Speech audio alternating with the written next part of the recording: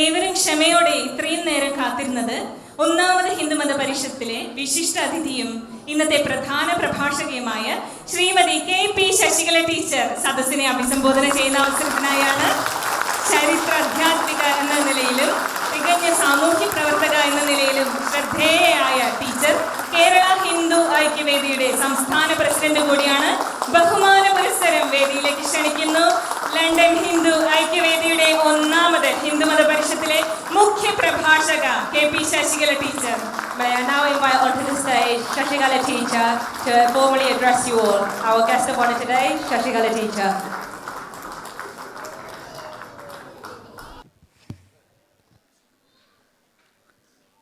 പീതാംബരം കരവിരാജിത ശംഖചക്ര കൗമോദഗീ സരസിജം കരുണാസമുദ്രം രാധാസഹായമതിസുന്ദരമന്ദഹാസം വാതാലയേശമനിശം ഹൃദി ഭാവയാമി. ആരാധ്യരായ ഭക്തജനങ്ങളെ, പ്രിയ സുഹൃത്തുക്കളെ, ഒരുപാട് അഭിമാനത്തോടെ, സന്തോഷത്തോടെ, ആശ്വാസത്തോടെ, അങ്ങനെ എന്തൊക്കെയോ പറയാം ഈ വേദിയിൽ നിൽക്കുമ്പോൾ. എന്തുകൊണ്ട് അഭിമാനം തോന്നുന്നു? എൻ്റെ ഓർമ്മയിൽ ഞാൻ ആദ്യമായി 2 വാക്ക് സംസാരിച്ചത് 1971 ഇന്ത്യ പാകിസ്ഥാൻ യുദ്ധത്തിൻ്റെ അവസാനത്തിൽ ഇന്ത്യ വിജയിച്ച ശുഭനിമിഷത്തിൽ പെട്ടെന്ന് വിദ്യാലയത്തിൽ തട്ടിക്കൂട്ടിയ ഒരു പരിപാടിയിൽ എൻ്റെ അധ്യാപിക കൂടിയായ എൻ്റെ അമ്മ എഴുതി തന്ന 4 വരി അർത്ഥമറിയാതെ കാണാതെ പഠിച്ചാണ് ആദ്യമായി ഒരു വേദിക്ക് മുന്നിൽ ഞാൻ ചെന്ന് നിന്നത്. അവിടെ നിന്ന് ഇങ്ങോട്ട് ഏതൊക്കെയോ വേദികളിൽ എന്തൊക്കെയോ എൻ്റെ അറിവുകേടാകാം മറ്റുള്ളവരുമായി പങ്കുവച്ചിട്ടുണ്ട്, കേരളത്തിനകത്തും ഇന്ത്യക്കകത്തും ഇന്ത്യക്ക് വെളിയിലും. പക്ഷേ ഇതാദ്യമായി ഒരു വേദിയിൽ എനിക്ക് വന്നേ പറ്റൂ എന്ന് ഞാൻ തീരുമാനിച്ചിട്ടുണ്ടെങ്കിൽ അത് ഈ വേദിയാണ് എന്നുള്ളതാണ് ഇവിടെ വന്നു നിൽക്കുമ്പോൾ വളരെ അഭിമാനം തോന്നുന്നു എന്ന് പറയുന്നു. അതിനുള്ള കാരണം എന്നേക്കാൾ നന്നായി നിങ്ങൾക്കറിയാം എന്നതിലേക്ക് ഞാൻ കടക്കുന്നില്ല. ഒരുപാട് സന്തോഷം തോന്നുന്നു. എന്തുകൊണ്ട്? നേരത്തെ ഹരിയേട്ടൻ പറഞ്ഞതുപോലെ എല്ലാം ഭഗവാന്റെ നിശ്ചയമായിരുന്നിരിക്കാം. മെയ് മാസം 2-ാം തീയതി നടക്കേണ്ടിയിരുന്ന ഈ പരിപാടി ഗുരുവായൂരപ്പൻ തൻ്റെ ഭൂതഗണങ്ങളെ കൊണ്ട് എന്ന് പറയുന്ന വിധത്തിൽ തട്ടി നീക്കി ഈ മെയ് മാസം 31-ാം തീയതിയിലേക്ക് എത്തിച്ചിരിക്കുന്നു. ഇന്നത്തെ ദിവസത്തിന് ഒരു പ്രത്യേകതയുണ്ട്. ഇന്ന് ഛത്രപതി ശിവജി മഹാരാജുമായി ബന്ധപ്പെട്ട ഹിന്ദു സാമ്രാജ്യ ദിനമാണ് എന്നുള്ളതാണ് ഇന്നത്തെ ദിവസത്തിൻ്റെ പ്രത്യേകത. എങ്ങനെയൊക്കെയോ അതേ ദിവസത്തേക്ക് നമ്മുടെ സാമ്രാജ്യത്തിൻ്റെ തലസ്ഥാന നഗരിയിലേക്ക് ആ ഹിന്ദു സാമ്രാജ്യ ദിനത്തിൽ തന്നെ ഹിന്ദു ഐക്യവേദിയുടെ പ്രഥമ ഹിന്ദുമത പരിഷത്തിന് എത്താൻ സാധിച്ചു എന്നുള്ളത് ഗുരുവായൂരപ്പൻ്റെ നിയോഗം തന്നെയാണ് എന്നെനിക്കറിയാം. സന്തോഷം തോന്നുന്ന മറ്റൊന്ന്, ഒരുപക്ഷെ ഇത് മെയ് മാസം 2-ാം തീയതി നടന്നിരുന്നു എങ്കിൽ ഇത് വെറും ഒരു ഗുരുവായൂരപ്പ ക്ഷേത്രത്തിൻ്റെ നിർമ്മിതി തുടങ്ങി നിർമ്മിതിയിൽ അവസാനിക്കുന്ന ഒരു പരിപാടി ആയി മാറുമായിരുന്നു. കേരളത്തിൽ എൻ്റെ അറിവ് ശരിയാണെങ്കിൽ 36,000-ഓളം അമ്പലങ്ങളുണ്ട്, ചെറുതും വലുതുമായിട്ട്. കുടുംബക്ഷേത്രങ്ങളൊക്കെ അടക്കം 36,000-ഓളം അമ്പലങ്ങൾ ദേവസ്വം ബോർഡിൻ്റെ ഉടമസ്ഥതയിലുള്ളതും ഊരായ്മ ദേവസ്വത്തിൽപ്പെട്ടതും കുടുംബക്ഷേത്രങ്ങൾ ട്രസ്റ്റുകൾ ഭരിക്കുന്ന ഇങ്ങനെ നോക്കിയാൽ 36,000-ഓളം അമ്പലങ്ങളുണ്ട്. പക്ഷേ ഒരു 90% അവിടെ എല്ലാം നടക്കുന്നുണ്ട്. ആരാധന നടക്കുന്നുണ്ട്, ആഘോഷം നടക്കുന്നുണ്ട്, ആനയുണ്ട്, അമ്പാരിയുണ്ട്, വെടിക്കെട്ടുണ്ട്, സപ്താഹമുണ്ട്, നവാഹമുണ്ട്, എല്ലാം ഉണ്ട്.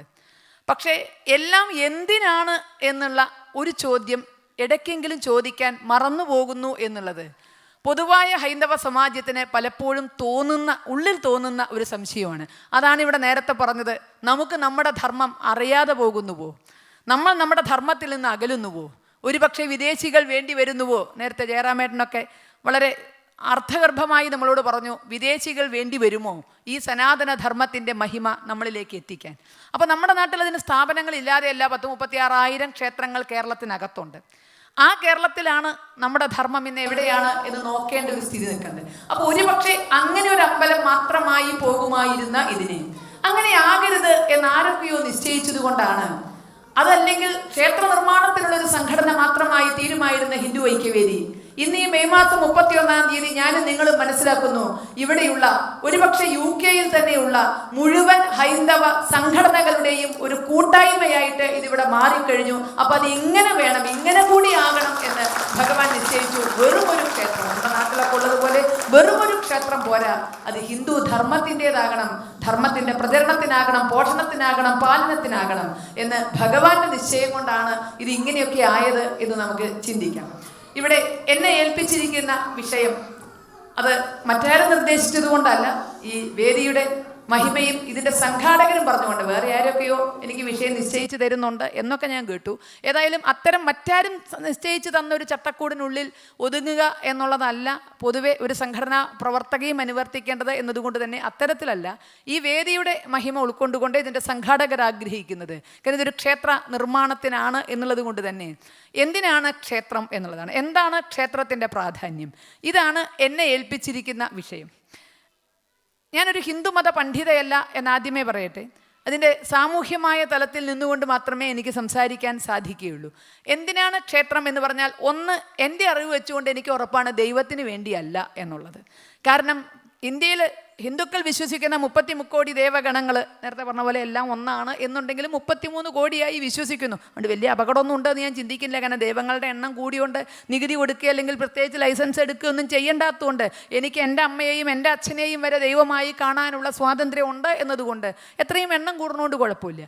അപ്പോൾ അവരെല്ലാം അവിടെ മാത്രം പോരാ, ഞങ്ങൾക്ക് വിസ കിട്ടിയിട്ട് എവിടെയൊക്കെ ഹിന്ദുക്കൾ പോകുന്നുണ്ടോ അല്ലെങ്കിൽ എവിടെയൊക്കെ ഭാരതീയർ പോകുന്നുണ്ടോ അവിടെയും കൂടിയൊക്കെ ഞങ്ങൾക്കൊരാലയം കിട്ടിയാൽ കൊള്ളാം എന്ന് ഒരു ദൈവവും ആഗ്രഹിക്കുന്നുണ്ടാവില്ല.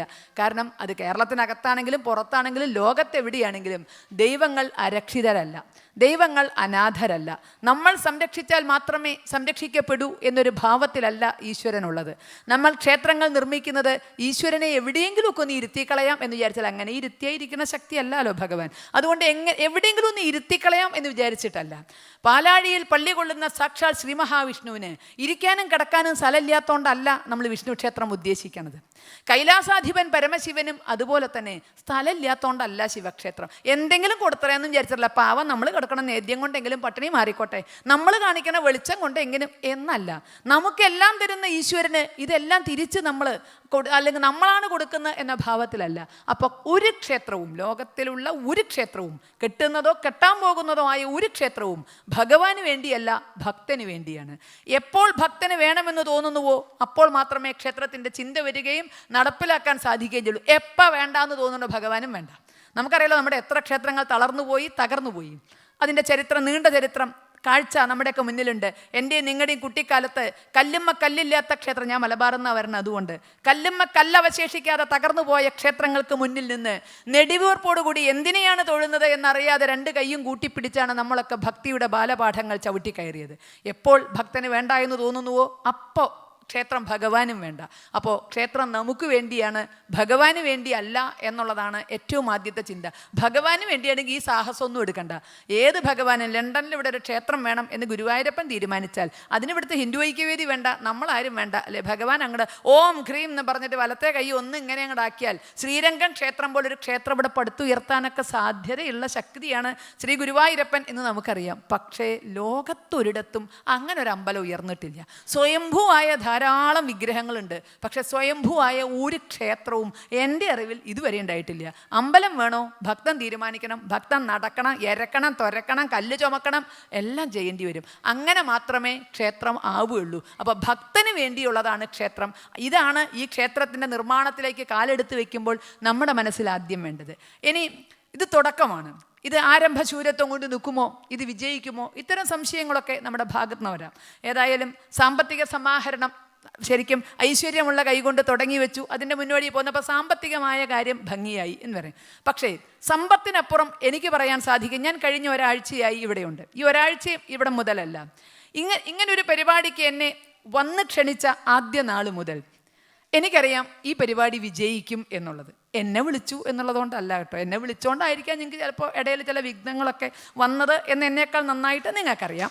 അപ്പോൾ എന്നെ വിളിച്ചു എന്നുള്ളതല്ല ഞാനിതിൽ ഏറ്റവും വലിയ മഹിമയായിട്ട് കാണുന്നത്.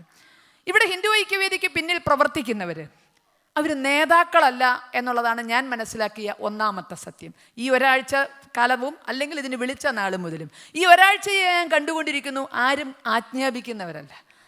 നമുക്ക് മുന്നിൽ കാണുന്ന ഈ അമ്പലം, അപ്പോൾ ഇവിടെ ശരിക്കും പറഞ്ഞാൽ ഹിന്ദു ഐക്യവേദിയിൽ സ്ഥപതികളുണ്ട്, ശില്പികളുണ്ട്, തന്ത്രികളുണ്ട്, എല്ലാം അവർ തന്നെയാണ്. നമുക്ക് ചിന്തിക്കാൻ കഴിയുമോ? ഒന്നും കൂടെ നിൽക്കല്ല. അമ്പലം ഉണ്ടാക്കിയത് ഹിന്ദു ഐക്യവേദിയുടെ ഭാരവാഹികളാണ്. നോട്ടീസ് തയ്യാറാക്കുന്ന ഹിന്ദു ഐക്യവേദിയുടെ ഭാരവാഹികളാണ്. കഴിഞ്ഞില്ല, നോട്ടീസ് വീടാന്തരം കൊണ്ടുപോയി ഇടുന്നത് ന്യൂസ് പേപ്പർ ബോയുടെ പോലെ ഇത് വീടാന്തരം കൊണ്ടുപോയി ഇടുന്നത് ഹിന്ദു ഐക്യവേദിയുടെ തലപ്പത്തിരിക്കുന്നവരാ, കസേര പിടിച്ചിരുന്നത് അവരാ. ചുരുക്കി പറഞ്ഞാൽ അരങ്ങിലും അണിയാറിൽ. ഒരുപക്ഷെ ഇന്ന് വീട്ടിലിരിക്കുന്ന ഭാര്യമാരുടെയൊക്കെ നിർബന്ധം കൊണ്ടായിരിക്കാം പലരും വൈറ്റ് ആൻഡ് വൈറ്റ് ഒക്കെ ഇട്ട് അല്ലേ, ഒരു ഞങ്ങളൊക്കെയാണെന്ന് തോന്നിക്കോട്ടെ എന്ന ഭാവത്തിൽ ചിലപ്പോൾ വന്നിട്ടുണ്ടാകുക. കാരണം അതല്ലെങ്കിൽ അണിയറയിൽ പ്രവർത്തിക്കാൻ മാത്രം ഇഷ്ടമുള്ള ഒരു പിടി ആളുകൾ. തീർച്ചയായും അത് ഇതിൻ്റെ ഏറ്റവും വലിയ സമ്പത്താണ് എന്നെനിക്ക് തോന്നുന്നു. അതുപോലെ തന്നെ ശിവന് എങ്ങനെയാണോ ശക്തി കൂടെ വേണ്ടത്, ശിവന് ശക്തി ഇല്ലെങ്കിൽ ശിവൻ പോലും ശവമാണ്, ഇകാരമാണ് സ്ത്രീലിംഗത്തെ സൂചിപ്പിക്കുന്നത്. ആ ഇകാരം കൂടി എടുത്തു മാറ്റിയാൽ ശിവം ശവമാണ്. അപ്പോൾ ശക്തി പകർന്നു കൊടുത്തുകൊണ്ട് ഇടത്തരികത്ത് പാർവതീ ദേവി ഇല്ലെങ്കിൽ ഒരു ശിവനും പ്രവർത്തിക്കാൻ സാധിക്കില്ല. ഹിന്ദു ഐക്യവേദിയുടെ പ്രവർത്തകരിൽ നിന്ന് ഞാൻ മനസ്സിലാക്കിയ സത്യവും അവരോടൊപ്പം അവരുടെ പാർവതിമാർ ഞാൻ മുമ്പ് എന്ന് പറഞ്ഞ് കൂടെയുണ്ട് എന്നുള്ളത് തീർച്ചയായും ഈ പ്രവൃത്തി വിജയത്തിലെത്തിക്കും എന്നുള്ളതിന് ഒരു സംശയവുമില്ല. അതല്ലെങ്കിൽ ഞങ്ങളെ പെണ്ണുങ്ങളെ ഞങ്ങൾക്കല്ലേ നന്നായിട്ടറിയുക അല്ലേ? ഒരു ഇത്തിരി ഒന്ന് വൈകി വന്നാൽ നിങ്ങളെ ഉള്ളൂ ഈ നാട് നന്നാക്കാൻ, വേറെ പണിയൊന്നുമില്ല. അവനെൻ്റെ മക്കളെ നോക്കി, കുട്ടികളെ നോക്കി, കുടുംബത്തിരുന്നൂടെ, ബാക്കിയുള്ളവരെയൊക്കെ കണ്ടൂടെ എന്നൊക്കെ ചോദിച്ച് വേണമെങ്കിൽ ഒരു തുലാവർഷ മഴയൊക്കെ വീട്ടിലുണ്ടാക്കാം, ഇടിവെട്ടി മഴയൊക്കെ പെയ്യാം. അങ്ങനെ പെയ്താൽ സംഭവിക്കുക, അതോടുകൂടി കുറച്ച് കഴിഞ്ഞാൽ അത്തരം പ്രവർത്തകർ പുറകോട്ട് പോരും എന്നുള്ളതൊരു സംഘടനാ പ്രവർത്തക എന്ന നിലയിൽ ഞാൻ മനസ്സിലാക്കിയ സത്യമാണ്. കാരണം പലരെയും ഞങ്ങൾ ആവേശത്തിൽ ചെറുപ്പത്തിലൊക്കെ കാണാറുണ്ട്. ഞാൻ പറയാറുണ്ട്, ഇവരൊക്കെ നിന്ന നിലയിൽ ഹിന്ദുരാഷ്ട്രം ഉണ്ടാക്കുമോ തോന്നുന്നു. അത്ര ആവേശത്തോടെ പ്രവർത്തിക്കുന്ന ചിലരെ കുറച്ചു കാലം കഴിഞ്ഞാൽ വെറും സന്ദർശകരാകും, അത് കഴിഞ്ഞാൽ വെറും സുഖാന്വേഷകരാകും, കുറച്ച് കഴിഞ്ഞാൽ കുറ്റം പറയണവരാകും. കാര്യം എന്താന്ന് പറഞ്ഞാൽ അപ്പോഴേക്ക് ഏതോ പാർവതി അവരുടെ കാല് കെട്ടിപ്പിടിച്ച് അവിടെ നിർത്തിയിരുന്നതിന് നിങ്ങളിവിടെ നിൽക്കിനി ബാക്കിയുള്ളവരൊക്കെ നടത്തട്ടെ എന്ന് പറയുമ്പോൾ അവർ ഇവിടെ തെറ്റിദ്ധരിക്കരുത്, ഇവിടെ പറയുന്ന പാർവതിയല്ല.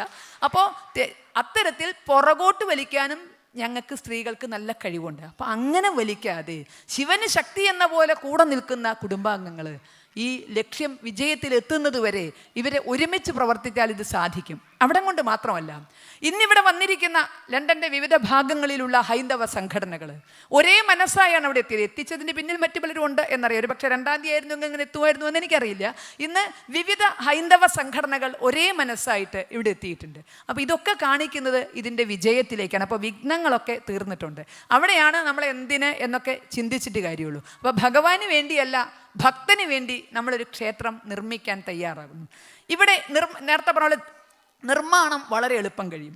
എനിക്ക് പറയാനുള്ളത് അതിന് ശേഷം, നിർമ്മാണത്തിന് ശേഷം ഇതെന്തിന്, ഇതെങ്ങനെ, അത്തരം ചില കാര്യങ്ങളിലേക്ക് ചില എൻ്റെ അറിവിൻ്റെ ഒരുപക്ഷെ ജീവിതത്തിൽ നിന്ന് പകർത്തിയെടുത്ത പുസ്തകത്തിൽ നിന്നല്ല അറിവ് നിങ്ങളുമായി പങ്കുവെക്കാനാണ് ഞാൻ ഈ വേദി പ്രയോജനപ്പെടുത്തുന്നത്. ഇത് ഇവിടെ യൂറോപ്പിൽ എന്നേക്കാൾ നന്നായി ഒരു പക്ഷേ ലണ്ടനിലും പരിസര പ്രദേശത്തും ഒക്കെ തന്നെ നിങ്ങൾ കണ്ടിട്ടുള്ളൊരു യാഥാർത്ഥ്യം ഉണ്ടാകും. അത് യൂറോപ്പിൽ മാത്രമല്ല, ഒരു പക്ഷേ അമേരിക്കയിലും ഓസ്ട്രേലിയയിലും ഒക്കെ സംഭവിക്കുന്നു. പല ആരാധനാലയങ്ങളും വിൽക്കപ്പെടുന്നു.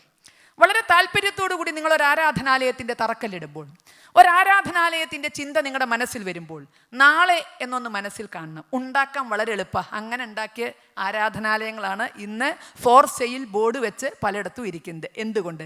അടുത്ത തലമുറ അല്ലെങ്കിൽ അവരിലേക്ക് ഇത് എന്തിന് എന്ന് എത്തിക്കാൻ സാധിക്കാത്തതിൻ്റെ ബാക്കി. നമുക്ക് കേരളത്തിലും അറിയാം, ഒരു കാലത്ത് നമ്മുടെ ക്ഷേത്രങ്ങളൊക്കെ തളർന്ന് കിടന്നിരുന്നതിനും ഒരു പരിധിവരെ കാരണം അതാണ്. അപ്പോൾ ഇവിടെ മനസ്സിൽ ക്ഷേത്രം ഉയരുമ്പോൾ തൽക്കാലം നമ്മളത് കാർഡ്ബോർഡ് കൊണ്ടല്ല നിർമ്മിക്കുക.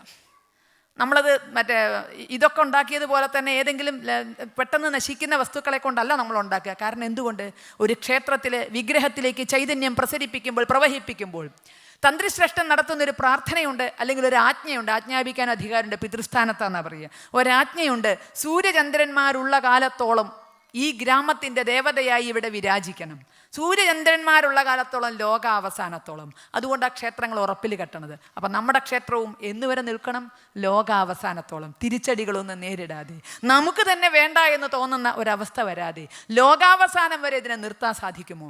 അതതിൻ്റെ തുടക്കത്തിൽ നമ്മളൊരു വിത്ത് എങ്ങനെ മുള പൊട്ടുന്നു അപ്പോൾ അറിയാം അതിൻ്റെ കരുത്ത് എങ്ങനെയാണ്, വളർച്ച എങ്ങനെയാണ് എന്നുള്ളത്. അപ്പോൾ ഇവിടെ വിത്ത് നമ്മൾ നനവച്ചിരിക്കുകയാണ്.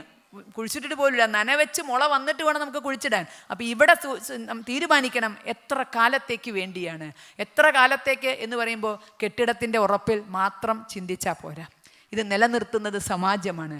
ഈജിപ്തിൽ ഇന്നും ക്ഷേത്രങ്ങളുണ്ട്. നന്നായി അറിയാവുന്നവരാണ് ഇരിക്കുന്നവർ. തകരാത്ത ക്ഷേത്രങ്ങൾ ഇന്നും ഈജിപ്തിലുണ്ട്. സൂര്യക്ഷേത്രങ്ങളൊക്കെ വളരെ ശാസ്ത്രീയമായി നിർമ്മിക്കപ്പെട്ട സൂര്യക്ഷേത്രങ്ങളുണ്ട്. നമ്മുടെ നരസിംഹത്തിനോട് സമമായി പറയാവുന്ന നാരീസിംഹം എന്ന് പറയാവുന്ന സ്ഫിൻക്സ്, സ്ത്രീയുടെ ശരീരവും സിംഹവും കൂടിച്ചേർന്ന സ്ഫിൻക്സ്, ആയിരക്കണക്കിന് സ്ഫിൻക്സുകൾ ഇന്നും ഈജിപ്തിലുണ്ട്. പക്ഷേ എല്ലാം വെറും വിനോദസഞ്ചാര കേന്ദ്രങ്ങൾ മാത്രം. അക്കാഡമിക് താല്പര്യത്തോടുകൂടി ചെല്ലുന്നവന് അവന് എന്തൊക്കെയോ കിട്ടാനുള്ള ഒരു കേന്ദ്രങ്ങൾ മാത്രം, പക്ഷേ ആരാധനയ്ക്കുള്ള കേന്ദ്രങ്ങളല്ല. ഇന്ന് ഗുരുവായൂരപ്പ ക്ഷേത്രം മനസ്സിൽ പ്രതിഷ്ഠിച്ച ലണ്ടനിലെ മലയാളികൾ ചിന്തിക്കുക, ഇത് നാളെ വിനോദസഞ്ചാര കേന്ദ്രമായി മാറണമോ, അതോ അക്കാഡമിക് താല്പര്യത്തോടു കൂടി വരുന്നവന് മുന്നിൽ മാത്രം വാതായനം തുറന്നു കൊടുക്കുന്ന ഒന്നായി നിലനിൽക്കണമോ? അങ്ങനെയും നിലനിൽക്കാം. അങ്ങനെ നിലനിന്നാൽ മതിയോ സൂര്യചന്ദ്രന്മാരുള്ള കാലത്തോളം? അതോ ഇതൊരു ഹിന്ദു ധർമ്മ കേന്ദ്രമായിട്ട്, ഹിന്ദു ധർമ്മം പ്രചരിപ്പിക്കുന്ന വളർത്തുന്ന ഒരു കേന്ദ്രമായി ഇത് നിലനിർത്തണമോ?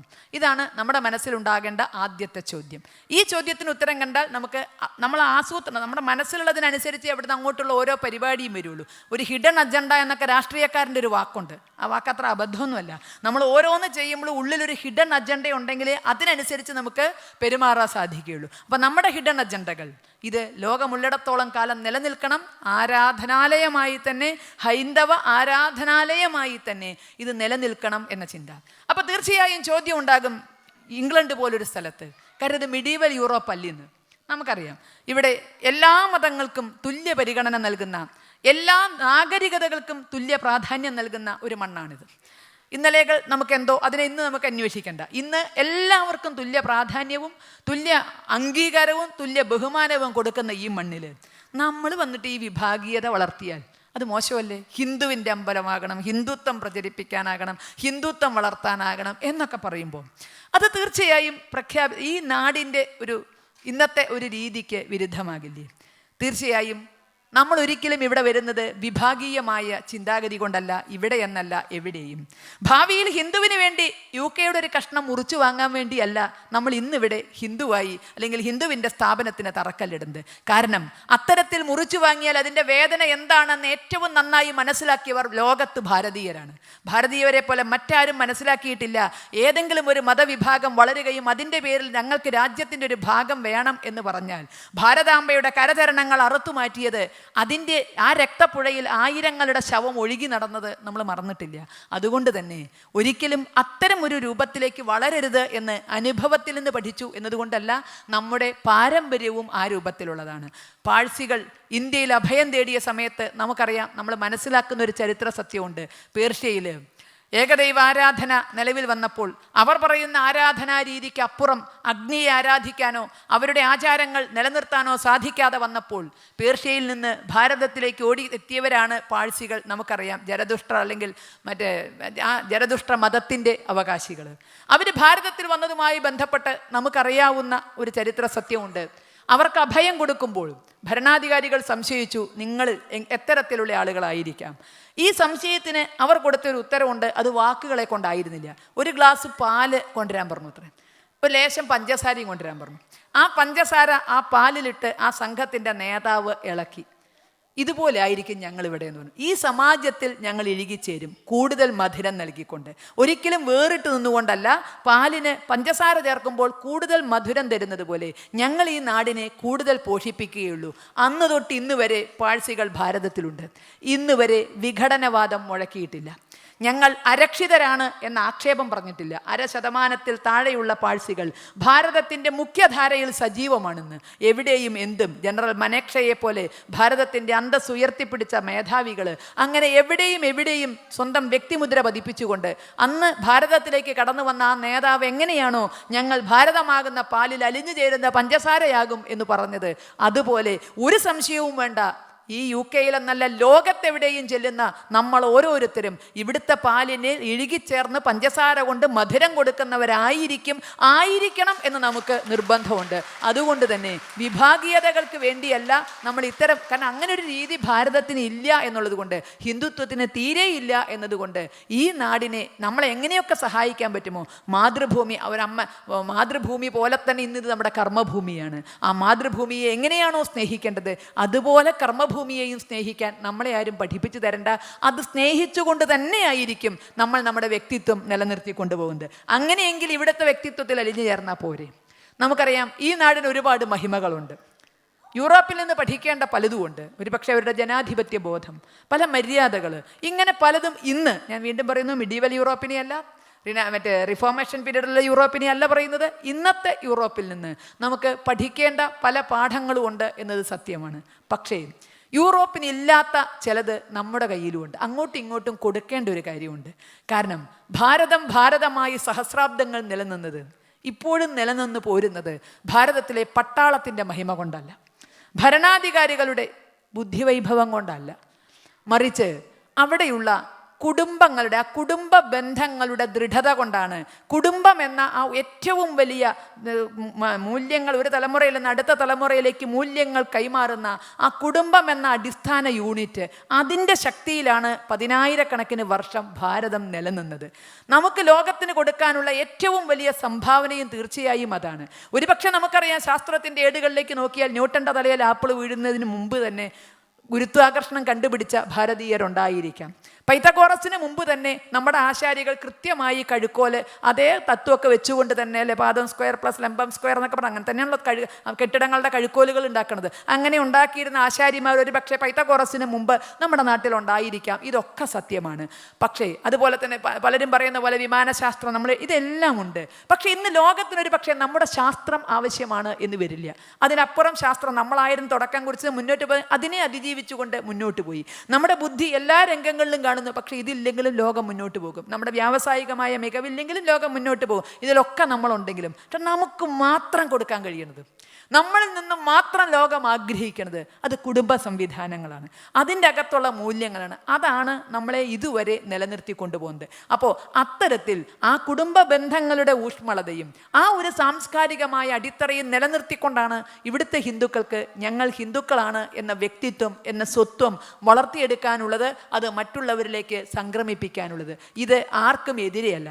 എങ്ങനെയൊക്കെയോ വിധിവശാൽ ഒരു ക്ഷേത്രം എന്നതിനപ്പുറത്തേക്ക് കൂടി ഇത് നീണ്ടു ഹിന്ദു ഐക്യം എന്നതിലേക്ക്. വളരെ വളരെ സന്തോഷമുണ്ട് കേരളത്തിലെ ഹിന്ദു ഐക്യവേദിയുടെ പ്രതിനിധിയായി ഇവിടെ വന്നു നിൽക്കുമ്പോൾ. ഞാൻ കേരളത്തിലൊരു ഹിന്ദു ഐക്യവേദിയുടെ വേദിയിൽ തന്നെയാണ് എന്ന് തോന്നുന്നു. മറ്റൊരു മാറ്റവുമില്ല. കേരളത്തിൽ ഹിന്ദു ഐക്യവേദി ക്ഷേത്രം ഉണ്ടാക്കാനുള്ളതല്ല. ക്ഷേത്രം ഉണ്ടാക്കുക എന്ന ലക്ഷ്യം കേരളത്തിലെ ഹിന്ദു ഐക്യവേദിക്കില്ല. കാരണം അതിനവിടെ കേരളത്തിലെ എല്ലാ ജനങ്ങളും അതിൻ്റെ പിന്നാലെയാണ്. അതുകൊണ്ട് ആ ലക്ഷ്യം ഹിന്ദു ഐക്യവേദിക്കില്ല.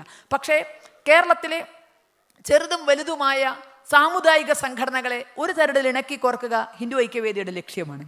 അതുപോലെ തന്നെ ആ ഐക്യത്തിലൂടെ അത് എല്ലാ തരത്തിലും ക്ഷേത്രങ്ങളെ ഒരുമിപ്പിക്കുക, ആധ്യാത്മിക ആചാര്യന്മാരെ ഒരുമിപ്പിക്കുക, ആ ഒരു ഐക്യത്തിലൂടെ ഹൈന്ദവ സംസ്കാരത്തെ പോഷിപ്പിക്കുക, അതിന് നേരെ വരുന്ന വെല്ലുവിളികൾ അത് എന്തു തന്നെയായാലും അതിനെ ചോദ്യം ചെയ്യുക എന്ന ലക്ഷ്യത്തോടെയാണ് ഹിന്ദു ഐക്യവേദി പ്രവർത്തിച്ചു കൊണ്ടിരിക്കുന്നത്.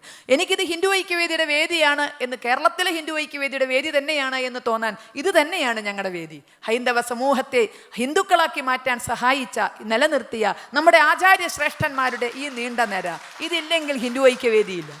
ഇത് തന്നെയാണ് കേരളത്തിലെ ഹിന്ദു ഐക്യവേദിയും. അപ്പോൾ ആ ഒരു തലത്തിലേക്ക് മാത്രമല്ല, നേരത്തെ പറഞ്ഞ പോലെ ഇവിടെ വിവിധ ഭാഗങ്ങളിൽ നിന്ന് വന്ന ഹൈന്ദവ സംഘടനകൾ, സംഘടനയായി തന്നെ വന്നത്, വ്യക്തിയായിട്ടല്ല വന്നിരിക്കുന്നത്, സംഘടനയായി പലരും ഇവിടെ വന്ന് പരിചയപ്പെട്ട്, എനിക്ക് പേര് പറയാൻ അറിയില്ല, കാരണം ഞാൻ പേര് പറഞ്ഞാൽ ഇവിടുത്തെ ഉച്ചാരണം വികലമായി പോകും. അതുകൊണ്ട് ഒരു സ്ഥലത്തിൻ്റെ പേര് ഞാൻ പറയാത്ത, കാരണം ഞാൻ പറഞ്ഞാൽ വല്ല കണ്ണൂരും കോഴിക്കോടൊക്കെ പറഞ്ഞ പോലെ ആയി പോകും. അതുകൊണ്ട് ഇവിടുത്തെ ഉച്ചാരണം പറയുന്നില്ല. ഏതൊക്കെയോ ഭാഗങ്ങളിൽ നിന്ന് വന്നവർ, ഞങ്ങൾ ഇന്ന ഭാഗത്തെ ഹിന്ദു സമാജത്തിൻ്റെ ആളുകൾ, അവർ ഒന്നിച്ചാണ് വന്ന് പരിചയപ്പെടുന്നത്, ഒന്നിച്ചാണ് വന്ന് ഫോട്ടോ എടുക്കുന്നത്. അപ്പോൾ വന്നവർ അവരൊന്നും ഒറ്റയ്ക്കല്ല. ഞാൻ ഇന്നയാളെന്നല്ല പറയുന്നത്, ഞാൻ ഇന്ന സംഘടന. അപ്പം സംഘടനയായി ഇവിടെ ഒരുപാട് പേർ ഒരുപാട് ഭാഗങ്ങളിൽ നിന്ന് വന്നിട്ടുണ്ട്. അനിവാര്യമായ ഒരു ഐക്യത്തിലേക്കുള്ള നീക്കം. അതുകൊണ്ടാണ് പറഞ്ഞത് ഹിന്ദു ഐക്യവേദിയുടെ ഒരു വേദിയിൽ തന്നെയാണ് ഞാൻ നിൽക്കുന്നത് എന്നെനിക്ക് അഭിമാനത്തോടെ സന്തോഷത്തോടെ തോന്നുന്നു. ഇങ്ങനെ തന്നെയാണ് ക്ഷേത്ര നിർമ്മാണത്തിലേക്ക് പോകുന്നതെങ്കിൽ, പോകും എന്നെനിക്ക് ഉറപ്പ്. അവിടെ ആ ക്ഷേത്രം നേരത്തെ പറഞ്ഞ നമ്മുടെ എല്ലാ ലക്ഷ്യങ്ങളും ഹിന്ദു ധർമ്മത്തിൻ്റെ പാലനത്തിനും പോഷണത്തിനും ഒക്കെ പറ്റുന്ന ഒരു കേന്ദ്രമായി മാറണം. ഇത് ഞാൻ വേദനയോടുകൂടി പറയട്ടെ, കേരളത്തിലെ അവസ്ഥയിൽ നിന്നാണ് പറയണത്. മാറണം എന്നൊക്കെ പറയണത്. ഞാൻ നേരത്തെ പറഞ്ഞ 36,000 അമ്പലങ്ങൾ കേരളത്തിലുണ്ട്. പക്ഷേ ഒരനുഭവം ഞാൻ നിങ്ങളുമായിട്ട് പങ്കുവെക്കാം. ഈ കഴിഞ്ഞ ഏപ്രിൽ മാസത്തിൽ എറണാകുളം മേഖലയിൽ ഭാരത് സ്കൗട്ട്സ് ആൻഡ് ഗൈഡ്സിൻ്റെ ഒരു ക്യാമ്പ് നടന്നു. സ്കൗട്ട് ആൻഡ് ഗൈഡ്സ് എല്ലാവർക്കും അറിയാം, വിശദമാക്കി തരണ്ട. വിദ്യാർത്ഥികൾക്കിടയിൽ പ്രവർത്തിക്കുന്ന ഒരു സന്നദ്ധ സംഘടന. ഒരു സമ്മർ ക്യാമ്പ് ഏപ്രിൽ മാസത്തിൽ നടന്നു, സ്കൂൾ അടച്ചപ്പോൾ. സ്കൗട്ട് ആൻഡ് ഗൈഡ്സിൻ്റെ നിയമാവലി അനുസരിച്ച് ഇത്തരം ക്യാമ്പുകളിൽ അവർക്ക് സർവ്വമത പ്രാർത്ഥന നടത്തണം. സർവ്വമത പ്രാർത്ഥന എന്ന് പറഞ്ഞാൽ ഇപ്പോൾ കേരളത്തിലേക്ക് സ്കൂളുകളിൽ ചെല്ലണമാതിരി വാലും തലിയില്ലാതെ ഒരു ദൈവത്തിൻ്റെയും പേര് പറയാതെ, കാരണം അങ്ങനെ പറഞ്ഞാൽ മതേതരത്വം പോകുന്നതാണ്. അതുകൊണ്ട് വാലും തലിയൊന്നും ഇല്ലാതെ ചില പ്രാർത്ഥനകൾ ഞങ്ങളിങ്ങനെ സ്കൂളിലേക്ക് വേണ്ടി റെഡിയാക്കാറുണ്ട്. ചെല്ലണോൻ്റെ മനസ്സിലും ഭക്തി ഉണ്ടാവാറില്ല, കേൾക്കണോൻ്റെ മനസ്സിലും ഭക്തി ഉണ്ടാവാറില്ല. അതങ്ങനെ ഒരു തലയ്ക്ക് ഇങ്ങനെ പറഞ്ഞു പോകുന്നു മാത്രമേ. അല്ലേ, ഭാരതം എൻ്റെ രാജ്യമാണെന്ന് ഇങ്ങനെ 1-ാം ക്ലാസ് മുതൽ പറഞ്ഞു, അതേമാതിരി ഒരു തലക്കിൽ ഇങ്ങനെയാണ് പറഞ്ഞു പോകും ഞങ്ങൾ. അങ്ങനെ പാടിപ്പോകുന്ന അതല്ല മതേതര പ്രാർത്ഥന എന്ന് ഇവർ മറ്റേ സർവ്വമത പ്രാർത്ഥന എന്നതുകൊണ്ട് ഉദ്ദേശിക്കുന്നത്. അതിന് വേണമെങ്കിൽ മതേതര പ്രാർത്ഥന എന്നൊക്കെ പേരിടാം. സർവ്വമത പ്രാർത്ഥന എന്ന് പറയുന്നത് നിശ്ചിത സമയം ഓരോ മതത്തിനും അനുവദിക്കും. 10 മിനിറ്റ് ആണെങ്കിൽ 10 മിനിറ്റ് ഹിന്ദുവിന്, 10 മിനിറ്റ് മുസ്ലിമിന്, 10 മിനിറ്റ് ക്രിസ്ത്യാനിക്ക്, 3 കൂട്ടരാണല്ലോ കേരളത്തിലുള്ളത്. അവരവരുടെ മറ്റേ ആരാധന നടത്തും, അല്ലെങ്കിൽ മറ്റേ പ്രാർത്ഥന നടത്തും. മറ്റുള്ളവർക്കൊന്ന് കാണാനും കേൾക്കാനുള്ളൊരവസരം. എന്താണ് ഞാൻ പറഞ്ഞത്, എൻ്റെത് മാത്രം എന്ന് പിടിച്ചിരിക്കാതെ ഇങ്ങനെയും ചില സംഗതികളൊക്കെ ചുറ്റുമുണ്ട് എന്ന് മനസ്സിലാക്കാനൊരു അവസരം. എല്ലാ മതങ്ങളോടും ഒരു ബഹുമാനം വളർത്തിയെടുക്കാൻ അത് ആവശ്യവുമാണ്. അപ്പോൾ അവർ ഈ സർവ്വമത പ്രാർത്ഥനയ്ക്ക് തയ്യാറായി. ഇവിടെ വന്ന കുട്ടികളിൽ 80% ഹിന്ദുക്കളായിരുന്നു. ഈ ഭാരത് സ്കൗട്ട് ആൻഡ് ഗൈഡ്സിൻ്റെ ക്യാമ്പിൽ വന്നവർ 80% ഹിന്ദുക്കളായിരുന്നു. ഒരു 20% മുസ്ലിങ്ങളും ക്രിസ്ത്യാനികളും കൂടിയുണ്ട്. അപ്പോൾ അവരോട് ചോദിച്ചു, ക്രിസ്തു മത പ്രാർത്ഥന ആര് നടത്തും? അവിടെ വന്ന മുഴുവൻ ക്രിസ്ത്യൻ കുട്ടികളും ഞാൻ തയ്യാർ, ഞങ്ങൾ തയ്യാർ എന്ന് പറഞ്ഞ് മുന്നോട്ട് വന്നു. ബൈബിൾ വായിച്ചാൽ പോരെ? അതോ എന്താ ചെയ്യേണ്ടത്? അവർ റെഡി. എന്ത് ചെയ്യണമെങ്കിലും അവർ റെഡി. അടുത്ത് ചോദിച്ചു, ഇസ്ലാമിക പ്രാർത്ഥന ആര് നടത്തും? ഞാൻ തയ്യാർ, ഞങ്ങൾ തയ്യാർ. എല്ലാവരും ഞങ്ങൾ ഒന്നിച്ചാകാം. ഇത്രയല്ലേ ആൾക്കാരുള്ളൂ, ഞങ്ങൾ ഒന്നിച്ചാകാം, ഒരു പ്രശ്നമില്ല. ഇനിയാണ് പ്രശ്നം കിടക്കുന്നത്. ഒരു 10 മിനിറ്റ് എങ്ങനെയൊക്കെയോ ഹിന്ദുവിന് അനുവദിച്ച് കിട്ടിയിട്ടുണ്ട്. ഇവർ വിചാരിച്ച് വളരെ എളുപ്പമാണ്, കാരണം അവിടെ വന്നാൽ 80% ഹിന്ദുക്കളാണ്. ഒരു 10 മിനിറ്റ് ഹിന്ദുവിൻ്റെ പ്രാർത്ഥന ആര് ചെല്ലും? പറഞ്ഞത് അത്ഭുതമല്ല, അതിശയോക്തിയല്ല, അർദ്ധസത്യം പോലും അല്ല. ഒരൊറ്റ കുട്ടി പോലും ദൈവം സഹായിച്ച് മുന്നോട്ട് വന്നില്ല. ഞാൻ ചെല്ലാന്ന് പറഞ്ഞ ഒരൊറ്റ കുട്ടി മുന്നോട്ട് വന്നില്ല. 36,000 അമ്പലങ്ങൾ, 6,000-7,000 സപ്താഹം, നവാഹം, യാഗം, യജ്ഞം, ലക്ഷദ്വീപം, നക്ഷത്രദ്വീപം, ആന, അമ്പാരി, വെടിക്കെട്ട്, പലതിൻ്റെയും സാമ്പത്തിക സ്രോതസ്സ് നിങ്ങളൊക്കെ ആയിരിക്കും. NRI മലയാളികളായിരിക്കാം. കാരണം നിങ്ങൾ പ്ലെയിൻ ഇറങ്ങുമ്പോഴേ ഞങ്ങൾ ഒരു കൂട്ടൊക്കെ കണക്കൂട്ടും. നിങ്ങൾ വന്നിറങ്ങുമ്പോൾ തന്നെ അല്ലേ ഞങ്ങൾ ചിലതൊക്കെ നാട്ടുകാർ കണക്കൂട്ടിയിട്ടുണ്ടാവും. നിങ്ങളെ ഇതാ ഇപ്പം പിടിക്കാം എന്നുള്ളത് ഒന്നുകിൽ സപ്താഹത്തിൻ്റെ ആകാം, അല്ലെങ്കിൽ മറ്റേതാകാം, അല്ലെങ്കിൽ ലക്ഷദ്വീപ്. ഇപ്പം പിടിക്കാച്ചിട്ടാണ് ഞങ്ങൾ അവിടെ ഇരിക്കുന്നത്. നിങ്ങളതുകൊണ്ട് ഇറങ്ങി കിട്ടിയാൽ മതി, പിടിച്ചാൽ മതി വെച്ചിട്ട്. അപ്പോൾ പലതിൻ്റെയും സാമ്പത്തിക സ്രോതസ്സുകൾ നിങ്ങളൊക്കെ ആയിരിക്കാം. ഇതൊക്കെ നടക്കുന്ന കേരളത്തിൽ ഞാനൊരു 10 മിനിറ്റ് നാമം ചെല്ലാം എന്ന് പറഞ്ഞിട്ട് ഒരു കുട്ടി വന്നില്ല. വേദമന്ത്രം ചൊല്ലാനല്ല വിളിച്ചത്. വേദമന്ത്രം ചൊല്ലണ്ട, ഉപനിഷത്ത് വാക്യങ്ങൾ പറയണ്ട, ഭാഗവതം വായിക്കണ്ട, ഗീത വായിക്കണ്ട, ഈവൻ ജ്ഞാനപ്പാന പോലും വേണ്ട. 5 അക്ഷരം നമശിവായ. ഒരു 10 മിനിറ്റ് ഒരു വല്ലാത്തൊരു അന്തരീക്ഷം ഉണ്ടാക്കിക്കൂടെ? ഒരു 5 അക്ഷരം. മാർക്കാണ്ഡേയൻ്റെ ആയുസ് തിരിച്ചു കൊടുത്ത നാമമല്ലേ? അതൊന്ന് ചെല്ലാൻ ഒരു ഹിന്ദു കുട്ടി ഉണ്ടായില്ല. പോട്ടെ, 5 അക്ഷരം നാക്കുളുക്കെങ്കിൽ ഉപേക്ഷിക്ക്. 4 അക്ഷരം മതി, നാരായണ. പ്രഹ്ലാദൻ്റെ ജീവൻ തിരിച്ചു കൊടുത്തതല്ലേ? ധ്രുവൻ ആഗ്രഹിച്ചതെല്ലാം കൊടുത്തതല്ലേ ഈ നാമം? ഒരു 10 മിനിറ്റ് ഇരുന്ന് ചെല്ലാൻ ഒരു കുട്ടി ഉണ്ടായില്ല. ഇനി 4 അക്ഷരവും വയ്യെങ്കിൽ വിടുക. ഇപ്പം എല്ലാം നമ്മൾ ക്യാപ്സ്യൂൾ പരുവത്തിലാക്കി കൊണ്ടിരല്ലേ, അതുകൊണ്ട് വിടുക. 2 അക്ഷരം രാമ. 2 അക്ഷരം. കാട്ടാളനായിരുന്ന, പിടിച്ചുപറിക്കാരനായിരുന്ന, കൊള്ളക്കാരനായിരുന്ന രത്നാകരനെ മാമുനിയായി, ആദ്യ കവിയായി വളർത്തിയെടുത്ത രാമനാമം അർത്ഥം പോലും അറിയാതെ മരാന്ന് ചൊല്ലിയിട്ട് ഇതൊക്കെ നേടിയെങ്കിൽ ആ രാമനാമം 10 മിനിറ്റ് ചൊല്ലാൻ ഒരു കുട്ടിയില്ല. സാക്ഷി 36,000 അമ്പലങ്ങൾ, 6,000-7,000 സപ്താഹം, നവാഹം, യാഗം, യജ്ഞം, ലക്ഷദ്വീപം, നക്ഷത്രദ്വീപം, എന്തൊക്കെയാണോ അതൊക്കെ. അപ്പോൾ അതാണ് ഞാൻ പറഞ്ഞത്. ഗുരുവായൂരപ്പൻ കൂടുതൽ ആഗ്രഹിക്കുന്നു നിങ്ങളിൽ നിന്ന്. മെയ് 2-ാം തീയതി വിഘ്നങ്ങളും വിലക്കുകളും ഇല്ലാതെ ഈ പരിപാടി നടന്നിരുന്നുവെങ്കിൽ ഈ ഗുരുവായൂർ ക്ഷേത്രവും അതിലൊന്നായി മാറുമായിരുന്നു. അതിൽ അവിടെ ഒരു 10% അല്ലാതെ വരുന്നുണ്ട് കേട്ടോ, ഇപ്പം മാറ്റങ്ങൾ വരുന്നുണ്ട്. പക്ഷേ ജനറലൈസ് ചെയ്ത് പറയുമ്പോഴാണ് അതുപോലൊന്നായി മാറുമായിരുന്നു. പൂജകൾ നടക്കും, ആരാധനകൾ നടക്കും. എനിക്ക് നന്നാവണേ, എൻ്റെ കുട്ടികൾക്ക് നന്നാവണേ, എൻ്റെ ഭർത്താവിന് നന്നാവണേ എന്നുള്ള ചൊല്ല്, അല്ലെങ്കിൽ എൻ്റെ ഭാര്യയ്ക്ക് നന്നാവണേ, ഞങ്ങൾക്ക് മാത്രം നന്നാവണേ എന്നൊക്കെയുള്ള ചിലപ്പോൾ ചില മറ്റേ ആഗ്രഹങ്ങളും ഭഗവാന് മുന്നിൽ സമർപ്പിച്ച് അത് അവിടെ തുടങ്ങി അവിടെ അവസാനം. എല്ലാം നടക്കില്ലേ എന്ന് വെച്ചാൽ എല്ലാം നടക്കും. പക്ഷെ എന്തിന് എന്നുള്ള ചോദ്യം ചോദിക്കാതെ നടന്നു പോകുമായിരുന്നു. ഭഗവാൻ ഉദ്ദേശിക്കുന്നു പോരാ, ഈ ലണ്ടനിൽ അങ്ങനെ പോരാ, നടന്നു പോയാൽ പോരാ, ഇത് എന്തിനാണോ അതിലേക്ക് തന്നെ ആയിരിക്കണം എന്ന ഭഗവാന്റെ നിശ്ചയം കൊണ്ടാണ് ഇതിൽ വിഘ്നങ്ങൾ വന്നതും ആർക്കൊക്കെയോ വരുത്താൻ തോന്നിയതും എന്ന് തോന്നുന്നു. അപ്പോൾ ആ എന്തിന് എന്നുള്ള ചോദ്യം വളരെ പ്രസക്തമാണ്. നമ്മുടെ ധാർമ്മികമായ കാര്യങ്ങൾ അത് അടുത്ത തലമുറയിലേക്ക് എത്തിച്ചില്ലെങ്കിൽ ഇതുകൊണ്ടൊന്നും ഒരു കാര്യമില്ല. ലോകത്തെ എത്ര അമ്പലം ഉണ്ടായി എന്നുള്ളിടത്തല്ല ഹിന്ദു ധർമ്മത്തിൻ്റെ മഹിമ. അപ്പോൾ അത് അമേരിക്കയിൽ ലോകത്തെ ഏറ്റവും വലിയ ക്ഷേത്രം ന്യൂജേഴ്സിയിൽ ഉദ്ഘാടനം ചെയ്യപ്പെടാൻ പോകുന്നു.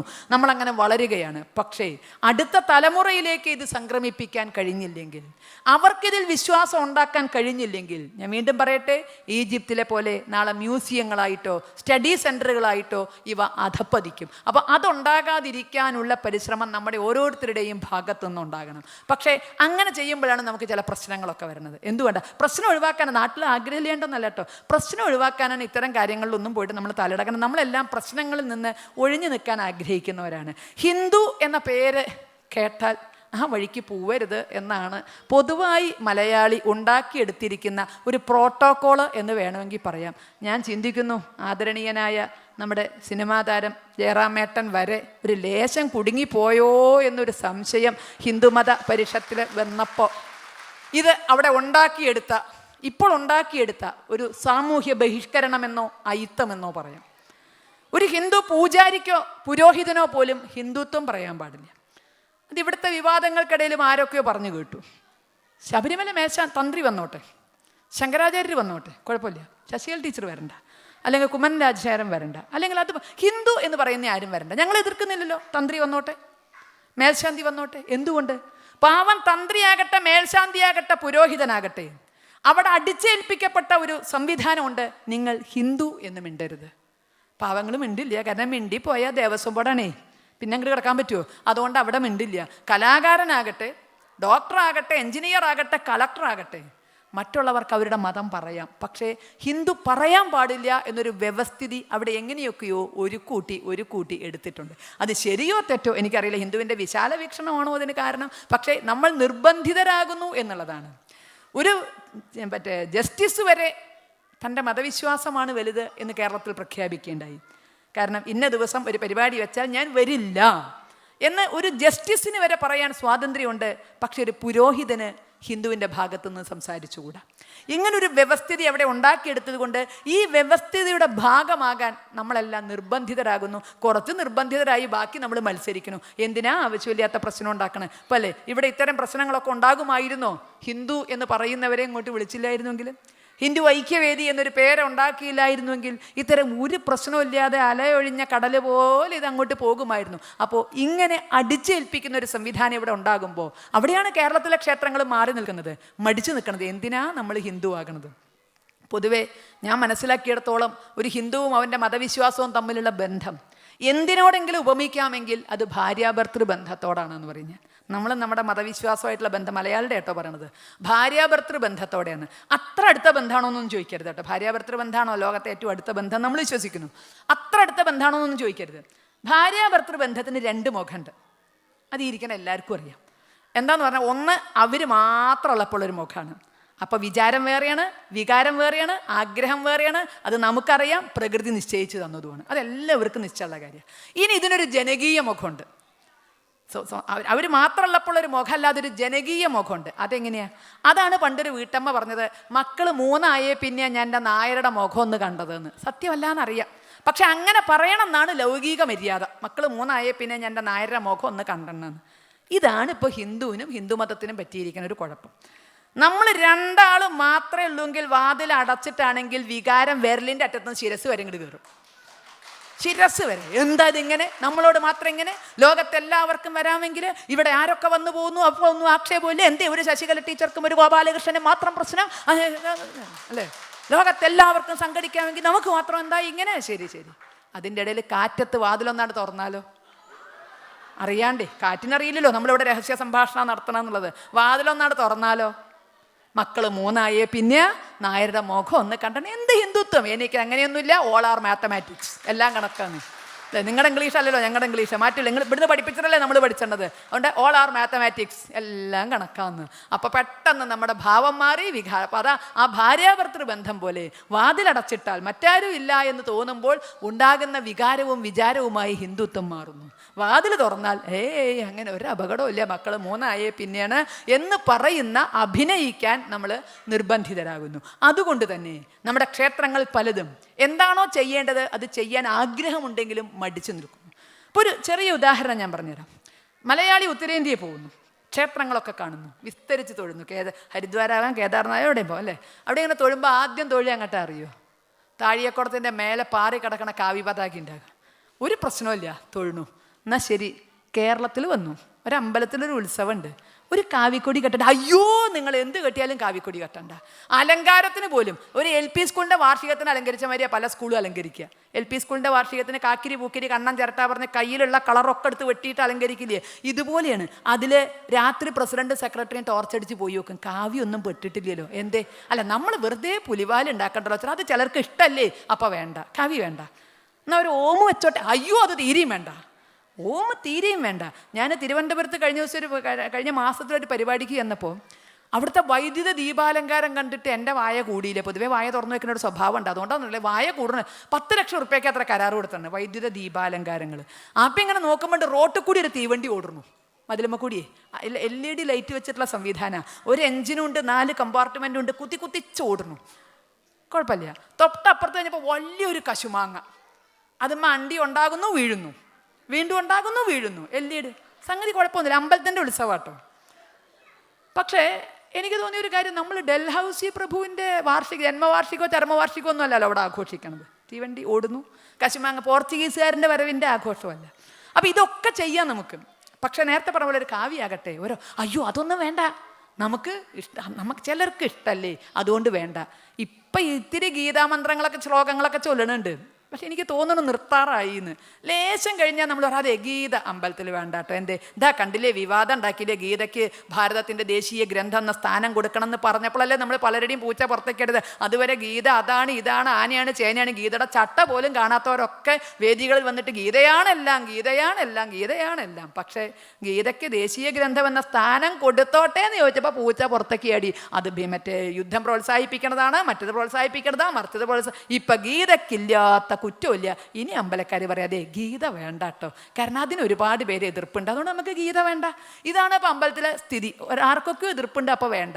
അപ്പോൾ പണ്ടൊരു മലയാളം ക്ലാസ്സിൽ ഒരു അധ്യാപകൻ ഒരു കഥ പറഞ്ഞു തന്നിട്ടുണ്ട്. ആധ്യാത്മികമൊന്നും അല്ല കേട്ടോ. പണ്ടൊരു വിദ്വാൻ 2 പെണ്ണ് കെട്ടിയത്രേ. 2 കെട്ടിയോ പെരുവഴിയിലെന്നാണല്ലോ പറയുക. ഇയാൾ പെരുവഴിയിലാവാണ്ടിരിക്കാനുള്ള സർക്കസൊക്കെ നോക്കുന്നുണ്ട്. 2 ആളെയും സംതൃപ്തിപ്പെടുത്തി കൊണ്ടുപോകുന്നുണ്ട്. ഒന്ന് ഇയാളേക്കാൾ ചെറുപ്പക്കാരിയ ഭാര്യ, നന്ന ചെറുപ്പ. ഒന്ന് കണ്ടാൽ ഇയാളേക്കാൾ പ്രായം തോന്നും. സ്ത്രീകൾക്ക് പൊതുവെ ഇത്തിരി കൂടുതൽ തോന്നുന്നുള്ളതുകൊണ്ടാണോ നിശ്ചയമില്ല, കണ്ടാൽ കുറച്ചുകൂടി കൂടുതൽ തോന്നും, നമുക്ക് പ്രായം അറിയില്ല, ആ രൂപത്തിലാണ്. ഇയാളാണെങ്കിൽ മധ്യവയസ്കനുമാണ്. അപ്പോൾ ഇയാൾ ഒരു ദിവസം ചെറുപ്പക്കാരുടെ അടുത്ത് പോവും, അടുത്ത ദിവസം മറ്റേ ആളുടെ. ഒരു മിഠായി കഷ്ണം കിട്ടിയാൽ പോലും 2 ആൾക്കും കാരണം കുഴപ്പമുണ്ടാവരുത് വെച്ചിട്ട് തുല്യമായിട്ട് കൊടുക്കുക, അങ്ങനെ പോവുക. ഇതൊക്കെയാണെങ്കിലും ഭാര്യമാരുടെ മനസ്സ് നമുക്കറിയാലോ. അവരുടെ മനസ്സ് എങ്ങനെയാവും? ഇയാളെ എനിക്ക് തന്നെ കിട്ടണം എന്നുള്ളതല്ലേ. ചെറുപ്പക്കാരുടെ അടുത്ത് ചെല്ലുമ്പോൾ അവളുടെ മനസ്സിലെ മോഹം അതായിരിക്കണത്, ഇയാളെ എനിക്ക് തന്നെ കിട്ടണം എന്നുള്ളത്. അതുകൊണ്ട് അവളവിടെ നല്ല ഭക്ഷണം വെക്കും, നന്നായി വിളമ്പി കൊടുക്കും. കാരണം നാളെയും വരണല്ലോ, നന്നായി വിളമ്പി കൊടുക്കും. അടുത്തിരുന്ന് മുതുകൊഴിഞ്ഞ് കഴിക്ക് ചേട്ടാ എന്നൊക്കെ പറഞ്ഞ് കഴിപ്പിക്കും. മൃഷ്ടാന്നം ഭുജിച്ചാൽ ലേശം മയക്കൊക്കെ തോന്നും. അപ്പോൾ സ്വന്തം മടിയിൽ തല പിടിച്ച് കിടത്തി തലയിലൂടെ ഇങ്ങനെ വിരലോടിക്കും. എന്തൊരു സ്നേഹനിധിയായ ഭാര്യയല്ലേ. പക്ഷെ അവിടെയാണ് കയ്യിലിരിപ്പ് എന്താണെന്നുള്ളത് മനസ്സിലാവുന്നത്. ഇതിപ്പോഴല്ല, ഞാനൊക്കെ പഠിക്കണ കാലം എന്ന് പറഞ്ഞാൽ കൊല്ലം കുറച്ച് പോയി. എനിക്ക് സർവീസ് തന്നെ 34 കൊല്ലമായി. അപ്പോൾ കുറച്ച് കൊല്ലം മുമ്പാണ് ഈ ഗോദ്രേജ് അല്ലെങ്കിൽ ഹെയർ ഡൈകളൊന്നും ഇറങ്ങിയിട്ടില്ല. ഇയാളുടെ തല എന്ന് പറഞ്ഞിട്ടുണ്ടെങ്കിൽ ഏറെക്കുറെ ചായപ്പൊടി പാത്രത്തിൽ പഞ്ചാര വീണ മാതിരിയാണ്. ഇയാൾ മധ്യവയസ്കനാണ്. അപ്പോൾ അവിടെയാണ് ഈ കളി ഇരിക്കണത്. ചെറുപ്പക്കാരുടെ മനസ്സിൽ ഇതെന്താ അറിയുക, ഇവളൊക്കെ 2 നിറം ഇങ്ങനെ കാണുമ്പോൾ സഹിക്കില്ല. അയാളുടെ വെളുത്ത മുടി ഇവൾക്ക് തീരെ പറ്റണില്ല. കാരണം എൻ്റെ ഭർത്താവിനെ ചെറുപ്പാ തോന്നിയാലേ എൻ്റെ അടുത്ത് നിൽക്കുള്ളൂ. അപ്പോൾ ഇവളുടെ ഉദ്ദേശം എന്താ, ഈ തലയെക്കൂടി ഇങ്ങനെ വിരലോടിക്കും. ഇറങ്ങിക്കോളൂ ചേട്ടാ എന്ന് പറഞ്ഞ് കൊച്ചു വർത്താനൊക്കെ പറഞ്ഞ് തലയെക്കൂടി ഇങ്ങനെ വിരലോടിക്കുമ്പോൾ അയാൾ അറിയാതെ ഓരോ വെളുത്ത രോമം പിഴുതിങ്ങെടുക്കും. ഇയാൾ എന്തോ പറ്റിയാലോ വെച്ചിട്ട് തല തപ്പം, ഇല്ല ചേട്ടാ ഉറങ്ങിക്കോളൂ എന്ന് പറയും. വീണ്ടും തലോടും, ഒരു വെളുത്ത രോമം കൂടി പിഴും. അന്നത്തെ കഥ അവിടെ കഴിഞ്ഞു. പിറ്റേ ദിവസം പ്രായമായ ഭാര്യയുടെ അടുത്തിയല്ലോ. അവിടെ നല്ല ഭക്ഷണം വെക്കും, നന്നായി വിളമ്പി കൊടുക്കും, ഊട്ടും, എല്ലാം കഴിഞ്ഞും ഉറക്കം വരും, മടിയിൽ പിടിച്ച് കിടത്തും, തലയിലൂടെ ഒഴുകും. അവിടെ വരെ ശരിയാ. പക്ഷേ അവളുടെ കണ്ണുടക്കണ് മുഴുവൻ ആ കറുത്ത മുടിയില്ല. ഇയാൾ ചെറുപ്പക്കാരനായി അവിടുന്ന് ഇങ്ങോട്ട് പോരില്ല. അപ്പോൾ അവളുടെ ഉദ്ദേശം എന്താ? ആ തലയിൽ ഇങ്ങനെ വിരലോടിച്ച് ഓരോ കറുത്ത രോമം പിഴുതും എടുക്കും. എന്താ ചേട്ടാ? കുഴപ്പമില്ല ഒഴിഞ്ഞുകൾ. ഇത് ദിവസവും സംഭവിക്കുകയാണ്. ചെറുപ്പക്കാരുടെ അടുത്ത് ചെന്നാൽ വെളുത്ത മുടി പറിച്ചു, പ്രായമായ ആളുടെ അടുത്ത് ചെന്നാൽ കറുത്ത മുടി പറിച്ചു. അവസാനം അയാളുടെ തല അതുപോലെ ഇരിക്കും. എന്തിനാ ചിന്തിച്ച് ബുദ്ധിമുട്ടണേ? നമ്മുടെ അമ്പലങ്ങളെയൊക്കെ പോലെ തന്നെ. കാരണം അത് അവർക്ക് ഇഷ്ടമല്ല, എന്നാൽ അത് വേണ്ട. ഇത് ഇവർക്ക് ഇഷ്ടമല്ല, ഇതും വേണ്ട. അത് മറ്റവർക്ക് ഇഷ്ടമല്ല, അതും വേണ്ട. പിഴുത് കളഞ്ഞ് ധർമ്മവുമായി ഒരു ബന്ധവുമില്ലാതെ നമ്മൾ എന്തൊക്കെയോ ചടങ്ങുകൾ കാട്ടിക്കൂട്ടുന്നു. അതാണ് ക്ഷേത്രമെന്ന്, അതാണ് സംസ്കാരമെന്ന്, അതാണ് ധർമ്മമെന്ന് നമ്മളങ്ങോട്ട് ധരിച്ച് വശാവുകയും ചെയ്തപ്പോൾ കുടുംബ ബന്ധങ്ങളുടെ ആധികാരികതയിൽ, കുടുംബ ബന്ധങ്ങളുടെ ഊഷ്മളതയിൽ 10,000-കണക്കിന് വർഷം നിലനിന്ന സനാതന ധർമ്മം അതിനെ പൂട്ടിക്കണമെങ്കിൽ കുടുംബ ബന്ധം തകർത്തേ മതിയാകൂ എന്ന് ഇന്ന് അവിടെ പോലും മനസ്സിലാക്കി കഴിഞ്ഞു. അപ്പോൾ ഇവിടെ നിങ്ങൾ വളരെ ഒരു കുടുംബ ബന്ധങ്ങൾക്ക് വലിയ പ്രാധാന്യം കൽപ്പിക്കാത്ത ഒരിടത്താണ് നിങ്ങൾ ഹിന്ദു ധർമ്മവുമായി വരുന്നത്, അല്ലേ? സാക്ഷാൽ ഭഗവാൻ പോലും തൻ്റെ വളർത്തിയിട്ടേ ഉള്ളൂ യശോദാമ്മയുടെ അടുത്ത്, വളർത്തച്ഛനായ നന്ദഗോപരുടെ അടുത്ത്. നമുക്കറിയാം, നന്ദഗോപര് കപ്പവുമായി കംസനെ കാണാൻ ചെന്നപ്പോൾ കൃഷ്ണൻ പറയുന്നൊരു ഭാഗം പണ്ട് 3-ാം ക്ലാസ്സിൽ പഠിപ്പിക്കാണ്ടായിരുന്നു. വെണ്ണയും പാലും ആരാനും പോരുന്നവരുണ്ടെങ്കിൽ മെല്ലെ വരുത്ത വേണം. നന്ദഗോപരോട് പറയുക, അവിടുന്ന് ആരെങ്കിലും വരുന്നുണ്ടെങ്കിൽ എൻ്റെ അമ്മോട് എനിക്ക് വെണ്ണയും പാലും കൊടുത്തയക്കാൻ പറയണം, എനിക്ക് വാഴപ്പഴം കൊടുത്തയക്കാൻ പറയണം. മധുരയിൽ കിട്ടാഞ്ഞിട്ടൊന്നുമില്ല, പക്ഷെ എൻ്റെ അമ്മയുടെ കൈ കൊണ്ട് എനിക്ക് കിട്ടണം. ആ മാതൃത്വവുമായുള്ള ബന്ധമായിരുന്നു അവിടെ കൃഷ്ണൻ പറഞ്ഞിരുന്നത്. ഇത് പണ്ട് 3-ാം ക്ലാസ്സിൽ പഠിപ്പിച്ചിരുന്നു. വെണ്ണയും പാലും ആരാനും പോരുന്നവരുണ്ടെങ്കിൽ മെല്ലെ വരുത്ത വേണം എന്നൊക്കെ പറഞ്ഞ് പണ്ട് 3-ാം ക്ലാസ്സിൽ പഠിപ്പിച്ചിരുന്നു. ഇനി ഞങ്ങൾ അങ്ങനത്തെ വേണ്ടാതിനങ്ങളൊന്നും പഠിപ്പിക്കാറില്ല. ഞങ്ങൾ മതേതരന്മാരായി മാറിയതോടുകൂടി ഒരു മതത്തിൻ്റെയും മൂല്യങ്ങൾ ഞങ്ങൾക്ക് കിട്ടാറില്ല, വേണ്ടാന്ന് വെച്ചിട്ടുണ്ട്. അപ്പോൾ ഇതുകൊണ്ട് അന്ന് അമ്മയുടെ കൈകൊണ്ട് കിട്ടുന്നതിനൊരു ഗൃഹാതുരത്വം, അവിടെ ഒരു സുഖം ഉണ്ടായിരുന്നു. ഇന്ന് എൻ്റെ മക്കളും നിങ്ങളുടെ മക്കളും നമ്മുടെ മക്കളും പറയണത്, കേരളത്തിലേ പറയണത് എന്താ അറിയോ? ഓ, ഈ അമ്മയ്ക്ക് എന്ത് വെക്കാനറിയാം? അമ്മ ഉണ്ടാക്കുന്ന സാധനത്തിന് രുചിയില്ല, മണമില്ല, നിറമില്ല. അങ്ങാടി കിട്ടണതിന് നിറമുണ്ട്, മണമുണ്ട്, രുചിയുണ്ട്. അമ്മ ഉണ്ടാക്കുന്നതിന് സ്നേഹത്തിൻ്റെ മണമുണ്ടെന്ന്, വാത്സല്യത്തിൻ്റെ നിറമുണ്ടെന്ന്, അതിൽ മറ്റേ ആ എൻ്റേതെന്നുള്ള മമത്വത്തിൻ്റെ ആ കരുതലിൻ്റെ ഒക്കെ ഒരു സുഖമുണ്ട് എന്ന് നമ്മൾ മനസ്സിലാക്കിയിരുന്ന ഭഗവാന്മാർ പോലും അതൊക്കെ ആഗ്രഹിക്കുന്നു എന്നുള്ളിടത്താണ്. രാമായണം പഠിക്കുമ്പോൾ നമ്മൾ മനസ്സിലാക്കുന്നു, നിത്യവും ഉഷസ്യുഷസ്യുദ്ധായ കുളിച്ചൂത്ത് ഭക്തിയാ സന്ധ്യാവന്ദനാദി കർമ്മവും ചെയ്ത ശേഷം ജനനീ ജനകന്മാർ തൻ പദാംബുജം വന്ദിച്ച് തുടങ്ങിയിരുന്ന ശ്രീരാമചന്ദ്രൻ, അച്ഛനമ്മമാരുടെ കാൽ തൊട്ട് വന്ദിച്ച് ജീവിതം തുടങ്ങിയിരുന്ന ശ്രീരാമചന്ദ്രൻ വെറുതെ ഒന്നുമല്ല പഠിപ്പിച്ചു തന്നിരുന്നത്. പക്ഷേ അതാണ് ഭാരതത്തിൻ്റെ കരുത്ത് എന്ന് മനസ്സിലാക്കിയപ്പോൾ, അതാണ് ഹിന്ദുത്വത്തിൻ്റെ കരുത്ത് എന്ന് മനസ്സിലാക്കിയപ്പോൾ അവിടെ ഇപ്പം നടക്കുന്നത്, ഇവിടെ നമ്മൾ കുടുംബം ഉണ്ടാക്കാനുള്ള പരിശ്രമമാണെങ്കിൽ ഞങ്ങൾ നാട് വളരുകയാണ്, മാറുകയാണ്. നിങ്ങൾ ആരെങ്കിലും അങ്ങോട്ട് വരുന്നുണ്ടെങ്കിൽ നിങ്ങൾക്ക് തോന്നിപ്പോകരുത് പ്ലെയിൻ തിരിച്ചാണോ പറന്നത് എന്നുള്ളത്, ലണ്ടനിൽ നിന്ന് ലണ്ടനിലേക്ക് തന്നെയാണോ പറന്നത് എന്ന് നിങ്ങൾ ചിന്തിക്കരുത്. കാരണം അവിടെ മാറുകയാണ്, അവിടെ ഇന്ന് കുടുംബമൊന്നും വേണ്ട എന്നുള്ള സങ്കല്പത്തിനാണ് കൂടുതൽ പ്രാധാന്യം കിട്ടുന്നത്. അത്തരത്തിലുള്ള ചില സമരങ്ങൾ, ചില സമരാഭാസങ്ങൾ, ഇതൊക്കെ ഇന്ന് ആ നാട്ടിൽ വേദിയാകുന്നു എന്നുള്ളത് വേദനയോടെയാണോ ആശ്വാസത്തോടെയാണോ? ചിലർ ആശ്വാസത്തോടെ കാണുന്നത്. അത്തരം ചില സമരങ്ങളൊക്കെ കണ്ട എൻ്റെ ചില സുഹൃത്തുക്കൾ പറഞ്ഞാൽ എന്താ അറിയോ, ഇനി ഭാഗ്യമായി എന്ന് പറഞ്ഞാൽ അവരാരും വീട് കെട്ടിയിട്ടില്ല. ആ സുഹൃത്തുക്കളൊന്നും വീട് കെട്ടിയില്ല. കേരളത്തിലൊക്കെ ഒരു വീട് കെട്ടുക എന്ന് പറഞ്ഞാൽ ഇവിടെ അങ്ങനെ തന്നെയാവും, ഒരു പുരുഷായുസിൻ്റെ പണിയാണ്. കാരണം ഒരായുസിൽ ഉണ്ടാക്കിയത് മുഴുവൻ അതുമ്മ കൊണ്ടുപോയി ഇറക്കണം, പിന്നെ ഒരായുസിൻ്റെ കടവും അങ്ങനെ ഉണ്ടാക്കുമ്പോൾ ആദ്യം എന്താ ചിന്തിക്കുക? പോക്കറ്റല്ല ചിന്തിക്കുക, മക്കൾ എത്രയുണ്ട് ചിന്തിക്കും. 2 മക്കളുണ്ടെങ്കിൽ മിനിമം 3 ബെഡ്റൂം വേണ്ട, 2 അവർക്കും 1 നമുക്കും. പിന്നെ അതിൻ്റെ അനുസാരിവാദ്യങ്ങളൊക്കെ ഉണ്ടല്ലോ, സിറ്റ് ഔട്ട് ഗെറ്റ് ഔട്ട് എന്നൊക്കെ പറഞ്ഞ് അല്ലേ, അത്രയൊക്കെ കൂടി വെക്കുമ്പോഴേക്ക് ഏറെക്കുറെ പോക്കറ്റ് കാലി. അപ്പോൾ അവിടെയാണ് വീട് കെട്ടാത്ത സുഹൃത്തുക്കൾ ഇപ്പോൾ വളരെ സന്തോഷത്തിൽ. കാരണം ഇനി വരുന്ന മക്കൾക്കൊന്നും ബെഡ്റൂം വേണ്ടി വരില്ല എന്നാണ്.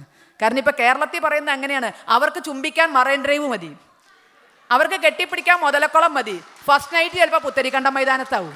അങ്ങനെയാവുമ്പോൾ പിന്നെ എന്തിനാ നമുക്ക്? അപ്പോൾ അതുകൊണ്ട് അതൊരു സൗകര്യമാണ് എന്ന് വിചാരിക്കുന്നവരും ഉണ്ട്. അപ്പോൾ ചുംബന കൂട്ടായ്മകൾ അരങ്ങേറുന്നു കേരളത്തിൽ. വെറുതെ ആകുമോ? ഹിന്ദു ഐക്യവേദിയായി സംഘടിക്കണ്ട എന്നിവിടെ പറഞ്ഞില്ലേ? നിങ്ങൾ അമ്പലം ഉണ്ടാക്കിക്കോ, മറ്റുള്ളവരെ വരുത്തിക്കോ, പക്ഷെ ഹിന്ദു ഐക്യവേദിയായി സംഘടിക്കണ്ട. കാരണം അത് ഹിന്ദുത്വം അങ്ങോട്ട് കുറച്ചോളൂ, ബാക്കി നിങ്ങൾ എന്താണെന്ന് വെച്ചാൽ ചെയ്തോളൂ. ഇതേമാതിരി ഇതിൻ്റെ കരുത്ത് കുടുംബങ്ങളിലാണ് എന്ന് മനസ്സിലാക്കിയവർ എന്തിൻ്റെയൊക്കെയോ പേരിൽ അവിടെ കളിക്കുന്നുണ്ട്. അതിൻ്റെ ബാക്കിയാണിത്. അത് കഴിഞ്ഞു, അവിടെ കൊണ്ട് നിന്നോ? ഇല്ല. കഴിഞ്ഞ ദിവസം ഞങ്ങൾ ഒരു പടി കൂടി പോയി, മംഗല്യസൂത്രം കത്തിച്ചു കൊച്ചിയിൽ. വലിയ താലിയുടെ രൂപം ഉണ്ടാക്കി കൊണ്ടുപോയിട്ട് 10-25 പേരെ ഏറ്റി ചുമന്ന് കൊണ്ടുപോയി അങ്ങാടിയിലിട്ട് കത്തിച്ചു. അതിനു മുമ്പ് തമിഴ്നാട്ടിൽ അവരുടെ പുതുവർഷ ആരംഭമായ ഏപ്രിൽ 14 ഇതേ കളി നടന്നു. അന്ന് അവിടെ രൂപമല്ല ഉണ്ടാക്കിയത്. 10-25 ദമ്പതിമാരെ വേദി കയറ്റി നിർത്തി അവർ സ്വന്തം ഭർത്താവ് തന്നെ കെട്ടുതാലി പറച്ച് തീയിലേക്ക് എറിഞ്ഞു കൊടുത്തു. സ്വാതന്ത്ര്യം പ്രഖ്യാപിക്കുകയായിരുന്നു. കെട്ടുതാലി കുടുങ്ങി എത്ര പേരാ ചത്തണമെന്നറിയാം. അപ്പോൾ അതിന് സ്വാതന്ത്ര്യം പ്രഖ്യാപിക്കുകയായിരുന്നു. അത് പറച്ചാൽ നമ്മൾ മറ്റേ ഇതിലേക്കിട്ട് സർവതന്ത്ര സ്വതന്ത്രരായി പറക്കുന്നു, ഫ്രീ ബേഡ്സ് ആകുന്നു. അപ്പോൾ അങ്ങനെ കേരളം മാറുമ്പോൾ ഒരാശ്വാസം തോന്നുകയാണേ. നാളെ ഇവിടെ വന്നാൽ ഉണ്ടാവില്ലേ മുതൽ എന്താണ് എന്നുള്ളതിൻ്റെ വിത്ത് കുറച്ച് ഇവിടെ സൂക്ഷിച്ചിട്ടുണ്ടാവില്ലേ? അവിടെ മുഴുവൻ ഞങ്ങൾ വിത്ത് വരെ എടുത്ത് വറുത്ത് കുത്താൻ പോവുകയാണ് സംസ്കാരത്തിൻ്റെ. അപ്പോൾ നാളെ ഈ ചില ഇതൊക്കെ സൂക്ഷിച്ച് വെക്കുമല്ലോ, അതേമാതിരി ചില മറ്റേ ഗവേഷണ ആവശ്യങ്ങൾക്കൊക്കെ വേണ്ടിയിട്ടേ അങ്ങനെ ആ ഹിന്ദുത്വത്തിൻ്റെ ധർമ്മത്തിൻ്റെ സംസ്കാരത്തിൻ്റെ പൊട്ടും പൊടിയൊക്കെ ഇവിടെ ഗുരുവായൂരപ്പൻ ക്ഷേത്രത്തിലെങ്കിലും എവിടെയെങ്കിലുമൊക്കെ സൂക്ഷിച്ച് വെച്ചിട്ടുണ്ടാവുമല്ലോ എന്നുള്ളൊരു ആശ്വാസമാണ് ഇന്ന് നിങ്ങളോട് ഇത്തരം കാര്യങ്ങളൊക്കെ പറയുമ്പോൾ ഉണ്ടാവുന്നത്. കാരണം നമ്മുടെ അവിടെ മാറിക്കൊണ്ടിരിക്കുകയാണ്. അത് തന്നെ സംഭവിക്കണമെന്നൊന്നുമല്ല, അതിന് പിന്നിൽ വ്യക്തമായ അജണ്ടകളുണ്ട് എന്ന് തന്നെ പറയട്ടെ. സന്യാസി പറയരുത്, മറ്റുള്ളവർ പറയരുത്. ഇവരുടെയൊക്കെ അവസാനം വിഷമം ഞങ്ങളാ കേൾക്കാറ്. ഞങ്ങളോടൊക്കെ ഫോൺ ചെയ്തിട്ട് അതെ ഞങ്ങൾ ഇങ്ങനെ ഒരു സ്ഥാനത്ത് ഇരിക്കുകയല്ലേ, ഞങ്ങൾക്ക് പറയാൻ പറ്റില്ലല്ലോ, ടീച്ചർ എവിടെയെങ്കിലുമൊക്കെ ചെല്ലുമ്പോൾ പറയണം കേട്ടോ ഞങ്ങളുടെ വിഷമം എന്നതാണേ, ഇതിങ്ങനെയാണ് ബുദ്ധിമുട്ടെന്ന് ടീച്ചർ എവിടെയെങ്കിലുമൊക്കെ ഒന്ന് ചെല്ലുമ്പോൾ പറയണം കേട്ടോ, ഞങ്ങൾ ഇങ്ങനെ ആയിപ്പോയില്ലേ, ഞാൻ ഇതായിപ്പോയില്ലേ, ഞാൻ പൂജാരി ആയിപ്പോയില്ലേ, ഞാൻ സന്യാസി ആയിപ്പോയില്ലേ, ഞാൻ ഇന്നതായിപ്പോയില്ലേ. ഈ വിഷമത്തോടു കൂടി ജീവിക്കുമ്പോൾ ഗുരുവായൂരപ്പ ക്ഷേത്ര സന്നിധിയിൽ ഈ ലണ്ടനിൽ ഹിന്ദുത്വം പറയാൻ നമുക്ക് മടിയുണ്ടാകരുത്. ഇത് ആർക്കും എതിരെയല്ല. കേരളത്തിലെ കയർ തൊഴിലാളികൾ സംഘടിക്കുന്നു എന്ന് പറഞ്ഞാൽ അതിൻ്റെ അർത്ഥം അത് കശുവണ്ടി തൊഴിലാളികൾക്കെതിരെയാണ് എന്നല്ല. കയർ തൊഴിലാളികൾ അവരുടെ വെൽബീയിങ്ങിന് വേണ്ടിയിട്ട്, അവരുടെ നന്മയ്ക്ക് വേണ്ടി, അവരുടെത്തിന് വേണ്ടി അവർ സംഘടിക്കുന്നു. അതൊരിക്കലും കശുവണ്ടി തൊഴിലാളികൾക്കെതിരെയല്ല. കശുവണ്ടി തൊഴിലാളികൾ സംഘടിക്കുന്നത് കയർ തൊഴിലാളികൾക്കെതിരെയുമല്ല. അപ്പോൾ ഇവിടുത്തെ ഹിന്ദു സംഘടിക്കുന്നത് മുസൽമാനെതിരെയല്ല, ക്രിസ്ത്യാനിക്കെതിരെയല്ല. ലോകത്ത് 56ഓളം ക്രൈസ്തവ രാജ്യങ്ങളും ഇസ്ലാമിക രാജ്യങ്ങളും ഉള്ളിടത്ത് ഒറ്റ രാജ്യം പോലും സ്വന്തമല്ലാത്ത നമ്മൾ സംഘടിച്ചാൽ എവിടുന്നാണ് ശത്രു ആവാൻ പോണത്? അങ്ങനെ ഒരു പാരമ്പര്യം നമുക്ക് ഇല്ലേ ഇനിയും. പിന്നെ എന്തിനാണ് നമ്മൾ ഭയക്കണത്? എന്തിനെയോ ഭയക്കുന്നു, സത്യമാണ്. ആരൊക്കെയോ വിലങ്ങുകളും നമുക്ക് വേണ്ടി പണിയിക്കുമ്പോൾ ആ വിലക്കുകളും വിലങ്ങുകളും ഒക്കെ തന്നെ അഴിഞ്ഞു പോകും എന്നാണ് പ്രതീക്ഷ. അഴിഞ്ഞു പോയില്ലെങ്കിൽ അവയൊക്കെ തട്ടി എറിയാനുള്ള ശക്തി അതുകൂടി നാമം ചൊല്ലുന്ന നമ്മുടെ നാവുകൾക്കുണ്ടാകണം. പ്രാർത്ഥിക്കുന്ന നമ്മുടെ ചുണ്ടുകൾക്ക്, നമ്മുടെ കൈകൂപ്പുന്ന നമ്മുടെ കരങ്ങൾക്കുണ്ടാകണം. ഇവിടെ നവവിധ ഭക്തിയൊക്കെ പറഞ്ഞു, കാണാനും കേൾക്കാനും പറയാനും അല്ലേ, കാണാനും കേൾക്കുകയും പറയുകയൊക്കെ ചെയ്യുമ്പോൾ ആ ഭക്തിയിൽ ഒരല്പം ശക്തി കൂടി, ഒരല്പം യുക്തി കൂടി നമുക്കുണ്ടായാൽ അത് ലോകത്തിൻ്റെ നിലനിൽപ്പിന് വേണ്ടിയാണ്. ആരിലേക്കും അങ്ങോട്ട് കടന്നു ചെല്ലാനല്ല, നമ്മൾ ചുരുങ്ങാതിരിക്കാൻ. നിങ്ങളൊരു ക്ഷേത്രം നിർമ്മിച്ചു, നാളെ ഇവിടെ ഹിന്ദു ഇല്ലെങ്കിൽ ഇതിൻ്റെ സ്ഥിതി എന്താ? അവിടെയാണ് നമ്മൾ മറ്റേതു സംവിധാനത്തിലേക്കായിക്കൊള്ളട്ടെ നമ്മളെ മാറ്റാൻ ശ്രമിക്കുന്നുണ്ടെങ്കിൽ അതിനെ എതിർക്കേണ്ടി വരുന്നത് അത്തരമൊരു സാഹചര്യത്തിലാണ്. അവരവരായി ജീവിക്കുകയാണെങ്കിൽ ആ ഒരു കുഴപ്പവും നമ്മൾ ആരും പറയുന്നില്ല, ആർക്കൊരു ആക്ഷേപമില്ല.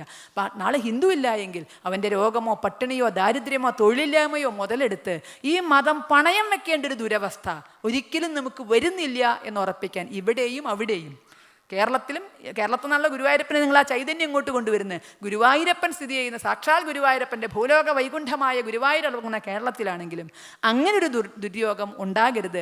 ദാരിദ്ര്യം കൊണ്ടോ ബുദ്ധിമുട്ട് കൊണ്ടോ അറിവില്ലായ്മ കൊണ്ടോ ഈ മതം പണയം വെച്ച് ജീവിക്കേണ്ട ഒരവസ്ഥ നമ്മുടെ സഹോദരങ്ങൾക്കുണ്ടാകില്ല എന്നുറപ്പിക്കാൻ നമ്മുടെ കൂട്ടായ്മ കൊണ്ട് സാധിക്കുമെങ്കിൽ അതൊരു വലിയ നേട്ടമാണ്. ഒരു മുസ്ലിം കൂടുതൽ നല്ല മുസ്ലിം ആകണം, ഒരു ക്രിസ്ത്യാനി കൂടുതൽ നല്ല ക്രിസ്ത്യാനിയാകണം, സംശയിക്കേണ്ട. ഒരു ഹിന്ദു കൂടുതൽ നല്ല ഹിന്ദു ആകണം എന്നും അതേ തലത്തിൽ തന്നെ നമുക്ക് ചിന്തിക്കാം, അത് പ്രാവർത്തികമാക്കാം, അതിന് പറ്റുന്ന വിധത്തിലായിരിക്കണം. അപ്പം അങ്ങനെ ആകുമ്പോഴാണ് നമ്മുടെ അങ്ങനെയൊക്കെ ചെയ്യണമെങ്കിൽ നമുക്ക് ഏറ്റവും ആദ്യം വേണ്ടത് ഒറ്റയ്ക്കാകുമ്പോഴാണ് ഭയം. ഇപ്പം രാത്രി ഒറ്റയ്ക്ക് ഏത് ഗുസ്തിയിൽ ജയിച്ച ആളായിരിക്കാം കേട്ടോ ചിലപ്പോൾ, അല്ലേ, വലിയ റെസ്ലിങ്ങിലൊക്കെ ജയിച്ച ആളായിരിക്കാം. പക്ഷേ രാത്രി 12 മണിക്ക് പുറത്തേക്ക് ഇറങ്ങിയാണേ ഒരു വാഴങ്കൈ കണ്ടാൽ മതി, ഇളകി കണ്ടാൽ മതി, അയാളുടെ കഥ അതോടെ തീർന്നു. കാരണം ഇത് വാഴങ്കയ്യാണെന്നുള്ള യാതൊരു ധാരണയില്ല. അവിടെ വീണ് ബോധമുള്ളവൻ്റെ ബോധം അപ്പോൾ പോയിട്ടുണ്ടാകും. നേരെ മറിച്ച് നമ്മൾ 4 ആൾ കൂടിയിട്ടാണ് പോകാമെന്ന് വിചാരിക്കുക. പ്രേതം തന്നെ ഇങ്ങോട്ട് വന്നു എന്ന് കൂട്ടിന്. അങ്ങനെ ഒരാൾ ഉണ്ടോയെന്ന് എനിക്ക് നിശ്ചയമില്ല. ഉണ്ടെങ്കിൽ പ്രേതം തന്നെ ഇങ്ങോട്ട് വന്നു എന്ന് കൂട്ടുക. 4 ആളുണ്ടെങ്കിൽ നമ്മുടെ സ്ഥിതി നമ്മളെ ആൾ മാറി. പ്രേതാണെങ്കിൽ എന്താ പറഞ്ഞിട്ട് വെക്കൂടെ ആരുടെ പ്രേതാന്നുള്ളതെന്ന് ചോദിക്കും നമ്മൾ. എന്തൊരു മര്യാദ ഇല്ലാണ്ട് പോണത്. ആരുടെ പ്രേതാന്ന് പറഞ്ഞിട്ട് വെക്കൂടെ എന്ന് ചോദിക്കാനുള്ള തൻ്റെ ഇടം 4 ആളാകുമ്പോൾ ഉണ്ടാവും. ഒരാളാണെങ്കിൽ കണ്ട വാഴങ്കൈ കണ്ട വെട്ടിയിട്ട വാഴ പോലെ ഒറ്റ വീഴ്ച. കാരണം പ്രേതം അല്ലാണ്ട് വേറെ ഒന്നുമല്ല. പേടി എപ്പോഴും ഒറ്റയ്ക്കാകുമ്പോൾ, കൂട്ടായാൽ പേടിയില്ല. അവിടെ നമ്മളെ മനസ്സൊന്ന് മാറുന്നു. ആരെയും കയറി ആക്രമിക്കാനല്ല, സ്വന്തം ജീവിതത്തിൻ്റെ കാര്യത്തിൽ. ക്രമം നമ്മുടെ രീതിയല്ലല്ലോ. ക്രമത്തിന് വേണ്ടിയാണ് നമ്മളിത് ചെയ്യണം, അക്രമത്തിന് വേണ്ടിയല്ല. അപ്പോൾ അതിന് നമ്മുടെ കൂട്ടായ്മയാണ് ആവശ്യം. നമുക്ക് കൂട്ടായ്മ ഇല്ലെങ്കിൽ ആർക്കാ കൂട്ടായ്മ ഉള്ളതല്ലേ? ലോക സമസ്ത സുഖിനോ ഭവന്തു. ഋഷീശ്വരന്മാരുടെ കാലഘട്ടം മുതൽ ഇന്ന് വരെ സംസ്കൃതത്തിൻ്റെ മുറിയൊന്നും അറിയില്ലെങ്കിലും ഞാനും പറയും, നിങ്ങളും പറയും, നമ്മളാരാ? കേമന്മാരാ. ലോക സമസ്ത സുഖിനോ ഭവന്തു അല്ലേ? ഇതാണ് നമ്മുടെ ധർമ്മം. ഒരു ചെറിയ കഥയല്ല, എവിടെ നടന്നു എന്നും ചോദിക്കരുത്, കഥയെ ചോദ്യമല്ല കേട്ടോ. ഒരു ക്ഷേത്രത്തിൽ സർവൈശ്വര്യ പൂജ നടക്കുകയാണ്. ഇപ്പം അങ്ങനെ ഒരു സംവിധാനമൊക്കെ ഉണ്ട് അവിടെ, വിളക്ക് പൂജ എന്നൊക്കെ പറയാം. 100 കണക്കിന് അമ്മമാരിരുന്ന് പൂജിക്കുന്നുണ്ട്, ആരാധന നടത്തുന്നുണ്ട്. അതിൻ്റെ ഇടയിൽ മന്ത്രങ്ങൾ കഴിഞ്ഞു. അപ്പോൾ ആചാര്യനും ലേശം തിരക്കുണ്ട്, വേദിക്കും ഇത്തിരി തിരക്കുണ്ട്. അതുകൊണ്ട് അർച്ചന ഇങ്ങോട്ട് കഴിഞ്ഞതും ആചാര്യൻ പറഞ്ഞു, അതെ ഇനി നിങ്ങളെല്ലാവരും എണീറ്റ് നിന്ന് നിങ്ങൾക്ക് വേണ്ടത് എന്താച്ചാ പ്രാർത്ഥിച്ചോളൂ എന്ന് പറഞ്ഞു. കൈലാസം നന്നാവാൻ നമ്മളാരും ശിവരാത്രി നോക്കാറില്ലല്ലോ. നമ്മളിത് ചെയ്തതിൻ്റെ പിന്നിൽ എന്തെങ്കിലും ഒരു ഉദ്ദേശം ഉണ്ടാകും. ഭർത്താവിന് പ്രമോഷൻ കിട്ടണമെന്നോ, മകളുടെ കല്യാണം കഴിയണമെന്നോ. അല്ലാണ്ട് ഇപ്പോൾ വെറുതെ ഇരുന്ന് ദേവിയെ പൂജിക്കൊന്നുമില്ലല്ലോ നമ്മൾ. അപ്പോൾ ഓരോരുത്തരും അതിങ്ങനെ പ്രാർത്ഥിക്കാൻ തുടങ്ങി അല്ലേ? എനിക്ക് നല്ലത് വരുത്തണേ, കുട്ടിയൊക്കെ നല്ലത് വരുത്തണേ അല്ലേ, അയലോക്കക്കാരൻ വീണ് കൈയൊടിയണേ, ഇങ്ങനെ ഓരോ ആവശ്യങ്ങളൊക്കെ ഉണ്ട്. ഇതൊക്കെ ഇങ്ങനെ പറയുമായിരുന്നു. കൂട്ടത്തിൽ തിരക്കുണ്ടെന്ന് പറഞ്ഞില്ലേ? അപ്പോൾ ആചാര്യൻ പറഞ്ഞു, ഇനി ഞാൻ ചൊല്ലുന്ന മന്ത്രങ്ങൾ ഏറ്റിയല്ലേ, പ്രാർത്ഥനയുടെ സമയം കഴിഞ്ഞു എന്നാണ്. മുഴുവൻ പറഞ്ഞിട്ടില്ല. അതിൻ്റെ മുമ്പ് പറഞ്ഞു, ഇനി ഞാൻ ചൊല്ലുന്ന മന്ത്രങ്ങൾ ഏറ്റു ചൊല്ലുക. ആചാര്യൻ ചൊല്ലിക്കൊടുത്തു, ലോക സമസ്ത സുഖിനോ ഭവന്തു. ഒരമ്മയ്ക്ക് പരിഭ്രമായി. വളരെ ശുദ്ധിയോടെ ഈ അർച്ചന ചൊല്ലി ചൈതന്യം ഇങ്ങനെ ആവാഹിച്ചിരിക്കുമ്പോൾ ആണിത് ചെല്ലണ്. ദൈവമേ, ഹിന്ദു ആയതുകൊണ്ട് സംസ്കൃതം പഠിക്കാൻ പാടില്ലല്ലോ, ഭാരതത്തിലായതുകൊണ്ട് തീരെയും പാടില്ല, അതുകൊണ്ട് പഠിച്ചിട്ടുമില്ല. ഇതെന്താണെന്ന് ഒരു പിടുത്തമില്ല.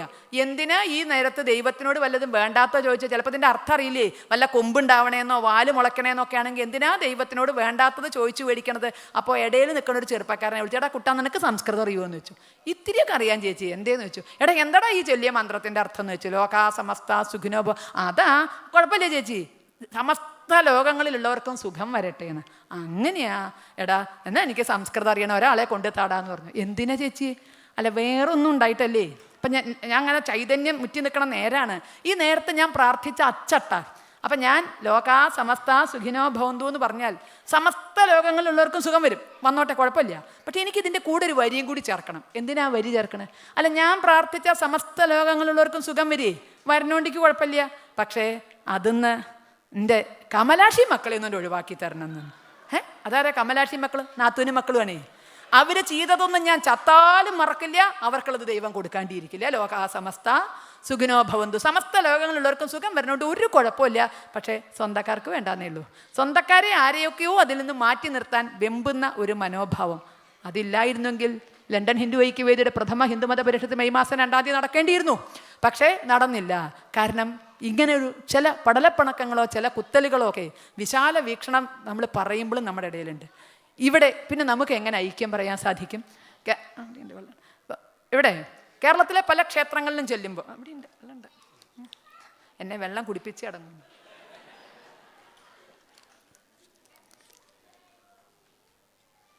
കേരളത്തിലെ ചില ക്ഷേത്രങ്ങളിലൊക്കെ ചെന്ന് ഹിന്ദു ഐക്യത്തിൻ്റെ കാര്യങ്ങളൊക്കെ പറയുമ്പോൾ, ക്ഷേത്ര പരിപാടിയിലല്ല കേട്ടോ, അതല്ലാതെ ഹിന്ദു സംഘമൊക്കെ നടക്കുകയാണെങ്കിൽ ഹിന്ദു ഐക്യത്തെയൊക്കെ പറ്റി പറയുമ്പോൾ പറഞ്ഞു കഴിഞ്ഞാൽ ചിലർ പറയുന്ന കാര്യമുണ്ട്, ടീച്ചറെ നിങ്ങൾ പറയണു ഹിന്ദു ഐക്യം, എങ്ങനെ ഇത് നടക്കുക എന്ന് പറഞ്ഞാൽ ഞങ്ങളുടെ അമ്പലത്തിൽ നിന്ന് എഴുന്നള്ളിപ്പ് പോകുമ്പോൾ ഇതാ ആ ഭാഗത്തുള്ള ഒരൊറ്റ വീട്ടുകാർ വാതിലും കൂടി തുറക്കില്ല, വിളക്കെത്തിച്ച് വെക്കണ്ട, വാതിലും കൂടി തുറക്കില്ല. ഇവിടെ പറഞ്ഞ കൂട്ടരാവില്ല, വേറൊരു അമ്പലത്തിൽ ചെന്നാൽ അവർ ചൂണ്ടിക്കാണിക്കുന്ന ഇവരെയായിരിക്കും. സംഗതി തുറന്നു പറയട്ടെ, നിങ്ങൾക്ക് മലയാളം അത്ര അല്ലേ തിട്ടല്ലാത്തതുകൊണ്ട് ചിലപ്പോൾ ഈ ഉള്ളിൽ ഒളിപ്പിച്ച അർത്ഥം ചിലപ്പോൾ പിടുത്തം കിട്ടിയെന്ന് വരില്ല. അതുകൊണ്ട് തുറന്ന് തന്നെ പറയുകയാണ്, വേറെ ഒന്നുമല്ല. നായരുടെ അമ്പലത്തിൽ നിന്ന് എഴുന്നള്ളി പോകുമ്പോൾ എന്തിനാ ഈഴവൻ വാതിൽ ഓർക്കണം? എന്തിനാ വിളക്ക് എത്തിക്കണം? തിരിച്ച് ഈഴവൻ്റെ അമ്പലത്തിൽ നിന്ന് പോകുമ്പോൾ നായർ എന്തിനാ എത്തിക്കണം? പൊലേൻ്റെ അമ്പലത്തിൽ നിന്ന് വരുമ്പോൾ 2 കൂട്ടരും തുറക്കണ്ട. അവരായി അവരുടെ പാടായി കൊട്ട് വാദ്യ ആറാട്ടോ എന്താ വെച്ചാൽ നടന്നോട്ടെ പൊക്കോട്ടെ. ലോകാ സമസ്ത സുഖിനോ ഭവന്തു. ഹിന്ദുവിൻ്റെ മനസ്സിൽ എല്ലാവർക്കും സ്ഥാനമുണ്ട്. വിശാലമായ വീക്ഷണം. ശശികല ടീച്ചർ അല്ല ഹിന്ദു, കുമ്മനം രാജശേഖരൻ അല്ല ഹിന്ദു, അവരൊക്കെ വിഭാഗീയത പറയണവരാ. ഞങ്ങൾ അങ്ങനെയൊന്നുമല്ല, ഓൾ ആർ മാത്തമാറ്റിക്സ് അല്ലേ, വിശാലമായ വീക്ഷണം. പക്ഷേ ഈഴവൻ്റെ അമ്പലത്തിൽ നിന്ന് വരുമ്പോൾ ഞങ്ങൾ തുറക്കില്ല, നായരുടെ വരുമ്പോൾ ഞങ്ങളും തുറക്കില്ല, പൊലേൻ്റെ വരുമ്പോൾ ഞങ്ങൾ 2 കൂട്ടരും തുറക്കില്ല. ഞങ്ങൾ എന്തിനാണ് തുറക്കണേ? അതേസമയം അപ്പുറത്തെ പള്ളിയിലെ റാസ വരികയാണെങ്കിൽ നമ്മളെല്ലാവരും നായരും നമ്പൂരി ഈഴവനും പാണനും പറയനും തുറന്നോ വിളക്കെത്തിച്ചു സുഖമായി ആച്ച്. ആ രീതി ശരിയാണ്, അവസാനം കാട്ടിയത് ശരിയാണ്, തെറ്റേ എന്ന് ഞാൻ പറയുന്നില്ല. കാരണം നമ്മെ സംബന്ധിച്ചിടത്തോളം സർവ്വദേവ നമസ്കാരം കേശവം പ്രതിഗച്ഛതി. ആ വിശ്വാസം ഉള്ളത് കൊണ്ടാണ്, ആ വിശ്വാസം ഇന്ന് ഈ നാടിനുള്ളത് കൊണ്ടാണ് എല്ലാവരെയും ഇവിടെ ഉൾക്കൊള്ളുന്നത്. ആ വിശ്വാസം ഇന്നിവിടെ ഉള്ളത് കൊണ്ടാണ് ചിലരൊക്കെ തലകുത്തി നിന്നിട്ടും ഞങ്ങളുടെയൊന്നും വിസ നിഷേധിക്കാതെ ഈ രാഷ്ട്രം ഞങ്ങളെ ഇങ്ങോട്ട് കൊണ്ടുവന്നത്. ആ വിശ്വാസം ഇന്നും ഇവിടെയുണ്ട്.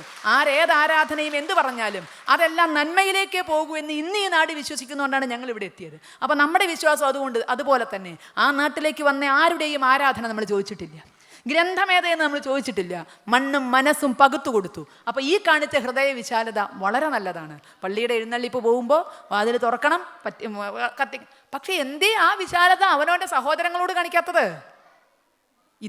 ഈ വിശാലതയ്ക്ക് ഇവിടെ മാത്രമേ അർത്ഥമുള്ളൂ, ആക്കാൻ കഴിയില്ല.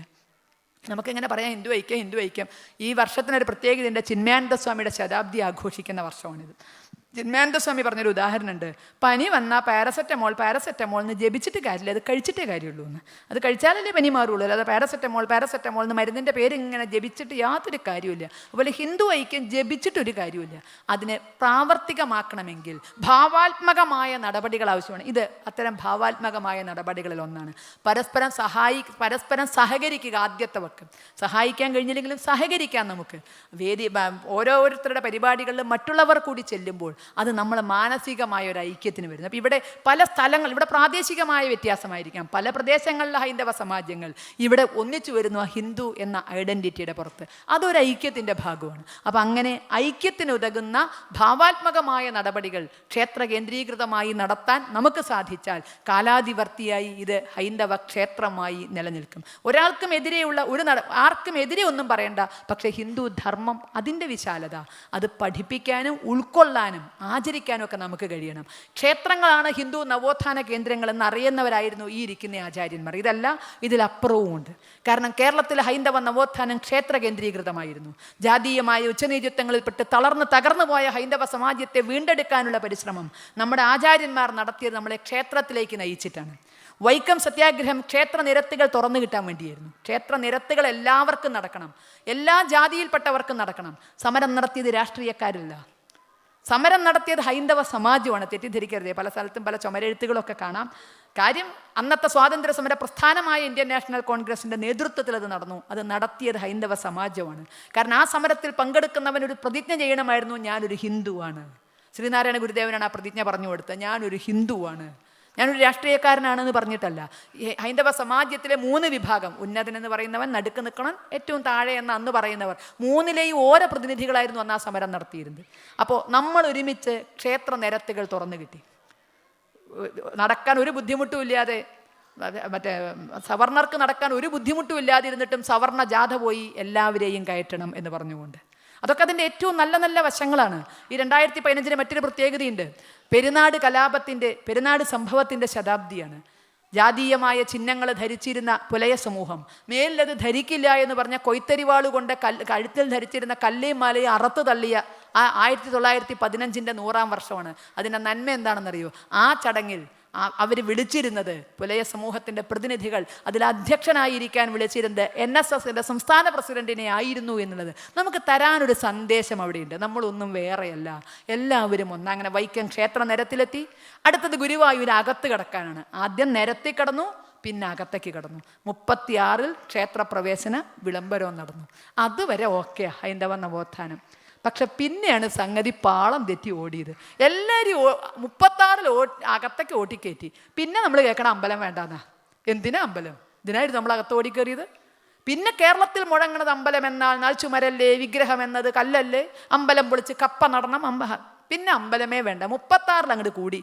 40 തൊട്ട് നമ്മൾ കേൾക്കണം അമ്പലം വേണ്ട, ആചാരവും വേണ്ട. നമുക്കിന്നൊരു സന്ധ്യാനാമം പോലും ഇല്ല. കാരണം എന്തുകൊണ്ട്? കഴിഞ്ഞ 10-40 കൊല്ലമായിട്ട് നമുക്ക് നാണമായിരുന്നു അതൊക്കെ പറയാൻ.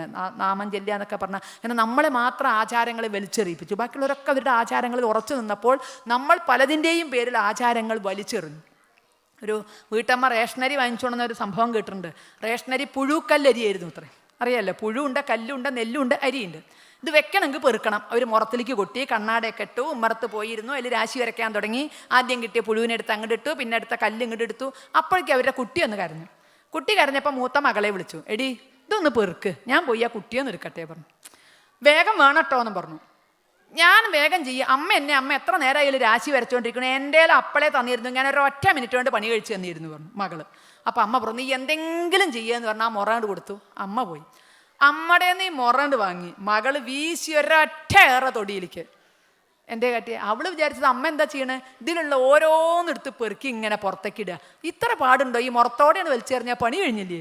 ഇതുപോലെ ചട്ടമ്പി സ്വാമികൾ, ശ്രീനാരായണ ഗുരുദേവൻ, അയ്യ വൈകുണ്ഠസ്വാമി, മന്നത്ത് പത്മനാഭൻ, ആർ ശങ്കർ, ഇങ്ങനെ മഹാത്മാ അയ്യങ്കാളി, ഇവരൊക്കെ ഹിന്ദുക്കളിലെ അനാചാരങ്ങൾ പെറുക്കുമായിരുന്നു. ഓരോന്നായി പെറുക്കി അവർ ഉള്ള അരി സംരക്ഷിക്കാനാണ്, ഉള്ള ആചാരം സംരക്ഷിക്കാത്തിട്ട് അവർ പുറപ്പെട്ടെ. പക്ഷേ 1940-കളായപ്പോഴേക്കും ഇവരുടെ നിന്നൊക്കെ ഈ മുറം വേറെ ആരോ വാങ്ങുക, ഇപ്പം ശരിയാക്കി തരാമെന്ന് പറഞ്ഞ ഒറ്റ ഏറാ തൊടിയിലേക്ക് മുറത്തോടുകൂടി. അതുകൊണ്ട് ആചാരമില്ല, അനുഷ്ഠാനമില്ല. ഇപ്പോൾ പുറത്തുനിന്ന് തപ്പിക്കൊണ്ടെൻ്റെ ഗതികേട്, അത് എളുപ്പമല്ല. പുറത്തുനിന്ന് ഓരോ അരിമണിയായിട്ട് എടുത്തു കൊണ്ടുവന്ന് ആചാരം സംരക്ഷിക്കാൻ പോവുകയാണ്. ഇത്തിരി ശ്രമകരമായ പണിയാണ്, പക്ഷേ നമുക്ക് സാധിക്കും എന്നുറപ്പാണ്. സാധിക്കണം. അത് നമുക്ക് വേണ്ടിയല്ല, ലോകത്തിന് വേണ്ടിയാണ്. ഹിന്ദുവായി നിൽക്കുന്നത് ലോകത്തിന് വേണ്ടിയാണ്. കാരണം ചിന്തിക്കൂ, ലോകത്ത് തീരെ സുരക്ഷിതമല്ലാത്ത 10 രാജ്യങ്ങളുടെ പട്ടിക സഞ്ചാരികളായ നിങ്ങൾ ശ്രദ്ധിച്ചിട്ടുണ്ടാകും. ഇറാഖിൽ തുടങ്ങി ഈജിപ്തിൽ അവസാനിക്കുന്നു. കാരണം നിങ്ങൾ പറ്റിയ പോണ്ടാന്ന് പറയാനാണ്. ഇപ്പം യമനിൽ നിന്നൊക്കെ ഒഴിച്ചുകൊണ്ടിരാൻ ഇത്തിരി പാടുപെട്ടു ഭാരത സർക്കാരൊക്കെ. അപ്പം അതുപോലെയൊക്കെ നിങ്ങൾ പറ്റുമെങ്കിൽ പോവാണ്ടിരിക്കണം എന്ന് പറയാനായിരിക്കാം ഇറാഖ് മുതൽ ഈജിപ്ത് വരെ നീളുന്ന 10 രാജ്യങ്ങളുടെ പട്ടിക ഇട്ടു. അതിൽ നമ്മുടെ സഹോദര രാജ്യമായ പാകിസ്ഥാനുണ്ട്, ധാർമ്മിക ഭൂമിയായ അഫ്ഗാനിസ്ഥാനുണ്ട്, എല്ലാമുണ്ട്. ഇറാഖിൽ തുടങ്ങി ഈജിപ്തിൽ അവസാനിക്കുന്നു. ഏതാ ഇറാഖ്? പ്രസിദ്ധമായ മെസപ്പൊട്ടേമിയയുടെ മണ്ണ്, ഏറ്റവും പുരാതന സംസ്കൃതികളിൽ ഒന്നായ മെസപ്പൊട്ടേമിയയുടെ മണ്ണ്. അവിടെ ഇന്ന് തോക്കുകൾ കഥ പറയുന്നു. അവസാനത്തിൽ നിൽക്കുന്ന ഈജിപ്ത് ഏതാ? അതേ കാലത്ത് തലയുയർത്തിപ്പിടിച്ചിരുന്ന ഈജിപ്ഷ്യൻ നാഗരികതയുടെ മണ്ണ്. പാകിസ്ഥാനും അഫ്ഗാനിസ്ഥാനും ഏത്? വേദമന്ത്രങ്ങൾ പിറന്നു വീണ പുണ്യഭൂമി. വേദമന്ത്രങ്ങൾ പിറന്നത് ഗംഗാതീരത്തല്ല, സപ്ത സിന്ധുക്കളുടെ തീരത്ത്, അത് പാകിസ്ഥാനില്ല. ആ വേദമന്ത്രങ്ങൾ പിറന്നു വീണ പുണ്യഭൂമിയിൽ നിന്ന് തോക്കുകൾ കഥ പറയുന്നു. 141 കുട്ടികളുടെ തലച്ചോറിലേക്ക് പെഷവാറിൽ വെടിയുണ്ടകൾ കയറി. കാരണം എന്തേ? ഇവിടെ നിന്നൊക്കെ, ഇറാഖിൽ നിന്നാകാം, പാകിസ്ഥാനിൽ നിന്നാകാം, അഫ്ഗാനിസ്ഥാനിൽ നിന്നാകാം, ഈജിപ്തിൽ നിന്നാകാം, അവിടുത്തെ പ്രാചീന സംസ്കൃതി തുടച്ചു നീക്കപ്പെട്ടു, വിശ്വാസങ്ങൾ മാറ്റപ്പെട്ടു. എല്ലാത്തിനെയും ഉൾക്കൊള്ളുന്നൊരു വിശ്വാസം ഉണ്ടായിരുന്നു. അതിൻ്റെ ഭാഗമാണ് ബഹുദൈവ ആരാധനയൊക്കെ. ദൈവങ്ങളുടെ എണ്ണല്ല, എല്ലാറ്റിനെയും ഉൾക്കൊള്ളാം. ഏത് ആചാരത്തെ ഉൾക്കൊള്ളാം. നിങ്ങൾ തലയും കുത്തി നിന്ന ആചാരത്തിൽ ഒരു കുഴപ്പമില്ല, നിങ്ങളുടെ തലയല്ലേ. ഒരു ഹിന്ദു ആചാര്യനും തെറ്റെന്ന് പറയില്ല. ഞാൻ ദിവസവും രാവിലെ തലയും കുത്തി നിന്നിട്ടാണ് ദൈവത്തിന് തല വേദനിക്കുമ്പോൾ നിർത്തിക്കൊള്ളുന്ന നമുക്ക് നല്ല ഉറപ്പുള്ളതുകൊണ്ട് തല കുത്തി നിന്ന് പ്രാർത്ഥിക്കേണ്ട നമ്മൾ പറഞ്ഞിട്ടില്ല. കിഴക്കോട്ട് തിരിഞ്ഞിട്ടാവാം, പടിഞ്ഞാട്ട് തിരിഞ്ഞിട്ടാവാം, ഇനി വട്ടത്ത് തിരിഞ്ഞിട്ടാണോ, ഒരാക്ഷേപവും ഇല്ല. അതാണ് എല്ലാറ്റിനെയും ഉൾക്കൊള്ളാനുള്ള മനസ്സ്. ആ മനസ്സുണ്ടായിരുന്നു ഇറാഖിന്, മെസപ്പൊട്ടേമിയയ്ക്ക്. ആ മനസ്സുണ്ടായിരുന്നു ഈജിപ്തിന്. ആ മനസ്സുണ്ടായിരുന്നു പാകിസ്ഥാന്. ആ മനസ്സുണ്ടായിരുന്നു അഫ്ഗാനിസ്ഥാന്. നഷ്ടപ്പെട്ടപ്പോൾ ലോകത്തിൻ്റെ കണ്ണീരായി മാറി. ഇനി അവശേഷിക്കുന്ന മണ്ണിൽ നിന്ന് കൂടി അത് അപ്രത്യക്ഷമായി കൂടുതൽ ഭൂപ്രദേശങ്ങൾ ലോകത്തിൻ്റെ കണ്ണീരായി മാറാതിരിക്കാൻ നമ്മുടെ പരിശ്രമം വളരെ കൂടുതലുണ്ടാകണം. ഒരുപാട് അത്തരം കഥകൾ ഈ മണ്ണിനുമൊക്കെ പറയാനുണ്ട്. ഇവരത്തരം സങ്കുചിതത്തിൽ നിന്ന് കരകയറിയപ്പോഴാണ് യൂറോപ്പായത്, ലോകം ശ്രദ്ധിക്കുന്ന മണ്ണായി മാറിയത്. ഒരുപാട് സങ്കുചിതത്വത്തിന് ഇവിടെയും വേദിയായിട്ടുണ്ട്. ചോരപ്പുഴകൾ ഈ മണ്ണിലും ഒതുങ്ങിയിട്ടുണ്ട്. എല്ലാം മതത്തിൻ്റെ പേരിലായിരുന്നു എന്നതുകൂടി നമ്മൾ മനസ്സിലാക്കണം. ആ വേദനയാണ് അവരിന്ന് എല്ലാവർക്കും സ്വാതന്ത്ര്യം അരുളിക്കൊണ്ട്, എല്ലാവർക്കും പരവതാനി വിരിച്ചുകൊണ്ട് ഈ മണ്ണിന്ന് ചെയ്യുന്നത്. അന്നിൻ്റെ വേദനകൾ, അന്നിൻ്റെ തെറ്റുകൾ തിരുത്തുകയാണ്. അപ്പോൾ ഇനി അങ്ങനെയുള്ള തെറ്റുകൾ വരാതിരിക്കാൻ നമ്മുടെ ഭാഗത്തുനിന്ന് ശ്രദ്ധയുണ്ടാകണം, നമ്മൾ ഒന്നിക്കണം. ഇവിടെ സമയം ഒരുപാട് കഴിഞ്ഞ് പറയാൻ ഒരുപാടില്ലാണ്ടല്ല, കേൾക്കാനില്ല. കാരണം നിങ്ങൾക്ക് അറിയുന്നത് മാത്രമേ പറയാനുള്ളൂ. പിന്നെ എനിക്കൊരു നിർബന്ധമുണ്ട്, ഇനി ഇവിടുത്തെ നിയമങ്ങൾ അനുവദിക്കുമെങ്കിൽ എത്ര മണിക്ക് ഹോൾ ഒഴിഞ്ഞു കൊടുക്കണം എന്നല്ല. ഞാൻ ഇവരെ തുടക്കക്കാരോട് പറഞ്ഞൊരു കാര്യമുണ്ട്, ഒരു ഇത്തിരി നേരമെങ്കിലും ഒരു ചോദ്യോത്തര സെഷന് അനുവാദം കൊടുക്കണം എന്നൊരു തോന്നൽ എനിക്കുണ്ട്. നിങ്ങൾക്ക് സൂര്യൻ്റെ കീഴിലോ മുകളിലോ ഉള്ള ഏത് കാര്യത്തെപ്പറ്റി എന്നോട് ചോദിക്കാം, എല്ലാറ്റിനും എൻ്റെ ഉത്തരം ഉണ്ടായിരിക്കും. ചിലതിൻ്റെ ഉത്തരം എനിക്കറിയില്ല എന്നാവും. അതുകൊണ്ട് നിങ്ങൾക്ക് താഴെയുള്ളതോ മേലുള്ളതോ എന്ത് ചോദ്യവും ചോദിക്കാം, അതിന് കുഴപ്പമില്ല. അപ്പോൾ അതുകൊണ്ട് ഈ ക്ഷേത്രത്തിൻ്റെ കാര്യങ്ങൾ നമ്മൾ ഒരുമിച്ച് ഹിന്ദുത്വത്തിന് വേണ്ടി, ഹിന്ദു ധർമ്മത്തിന് വേണ്ടി, ലോകത്തിന് ഈ ധർമ്മം കൊടുക്കാനുള്ള നല്ല കാര്യങ്ങൾ പ്രചരിപ്പിക്കാൻ ഒക്കെയുള്ളൊരു വേദിയായി ഭൂലോക വൈകുണ്ഠ അധിപൻ ഇവിടെയും വാഴട്ടെ എന്ന് മനസ്സിൽ ആശ്വസിച്ചുകൊണ്ട്, അതിൽ ഒരു കല്ലെങ്കിലും ചുമക്കാൻ നിങ്ങൾക്ക് ഓരോരുത്തർക്കും ഭാഗ്യം ഉണ്ടാകട്ടെ. അതിനുവേണ്ടി ഒരു പൗണ്ടെങ്കിലും ഇറക്കാൻ നിങ്ങൾക്ക് ഓരോരുത്തർക്കും സാധിക്കട്ടെ എന്ന് ആത്മാർത്ഥമായി ആഗ്രഹിച്ചുകൊണ്ട്, നിങ്ങളുടെ ഈ പരിശ്രമങ്ങൾക്ക് കേരള ഹിന്ദു ഐക്യവേദിയുടെ ഭാഗത്തു നിന്ന് എല്ലാ വിധത്തിലുമുള്ള പിന്തുണയും സഹകരണവും വാഗ്ദാനം ചെയ്തുകൊണ്ട് ഞാൻ എൻ്റെ വാക്കുകൾ നിർത്തുന്നു. ഇത്തിരി നേരം നിങ്ങൾക്ക് എന്തെങ്കിലും ചോദിക്കാനുണ്ടെങ്കിൽ എന്നോട് ചോദിക്കാം. അതിന്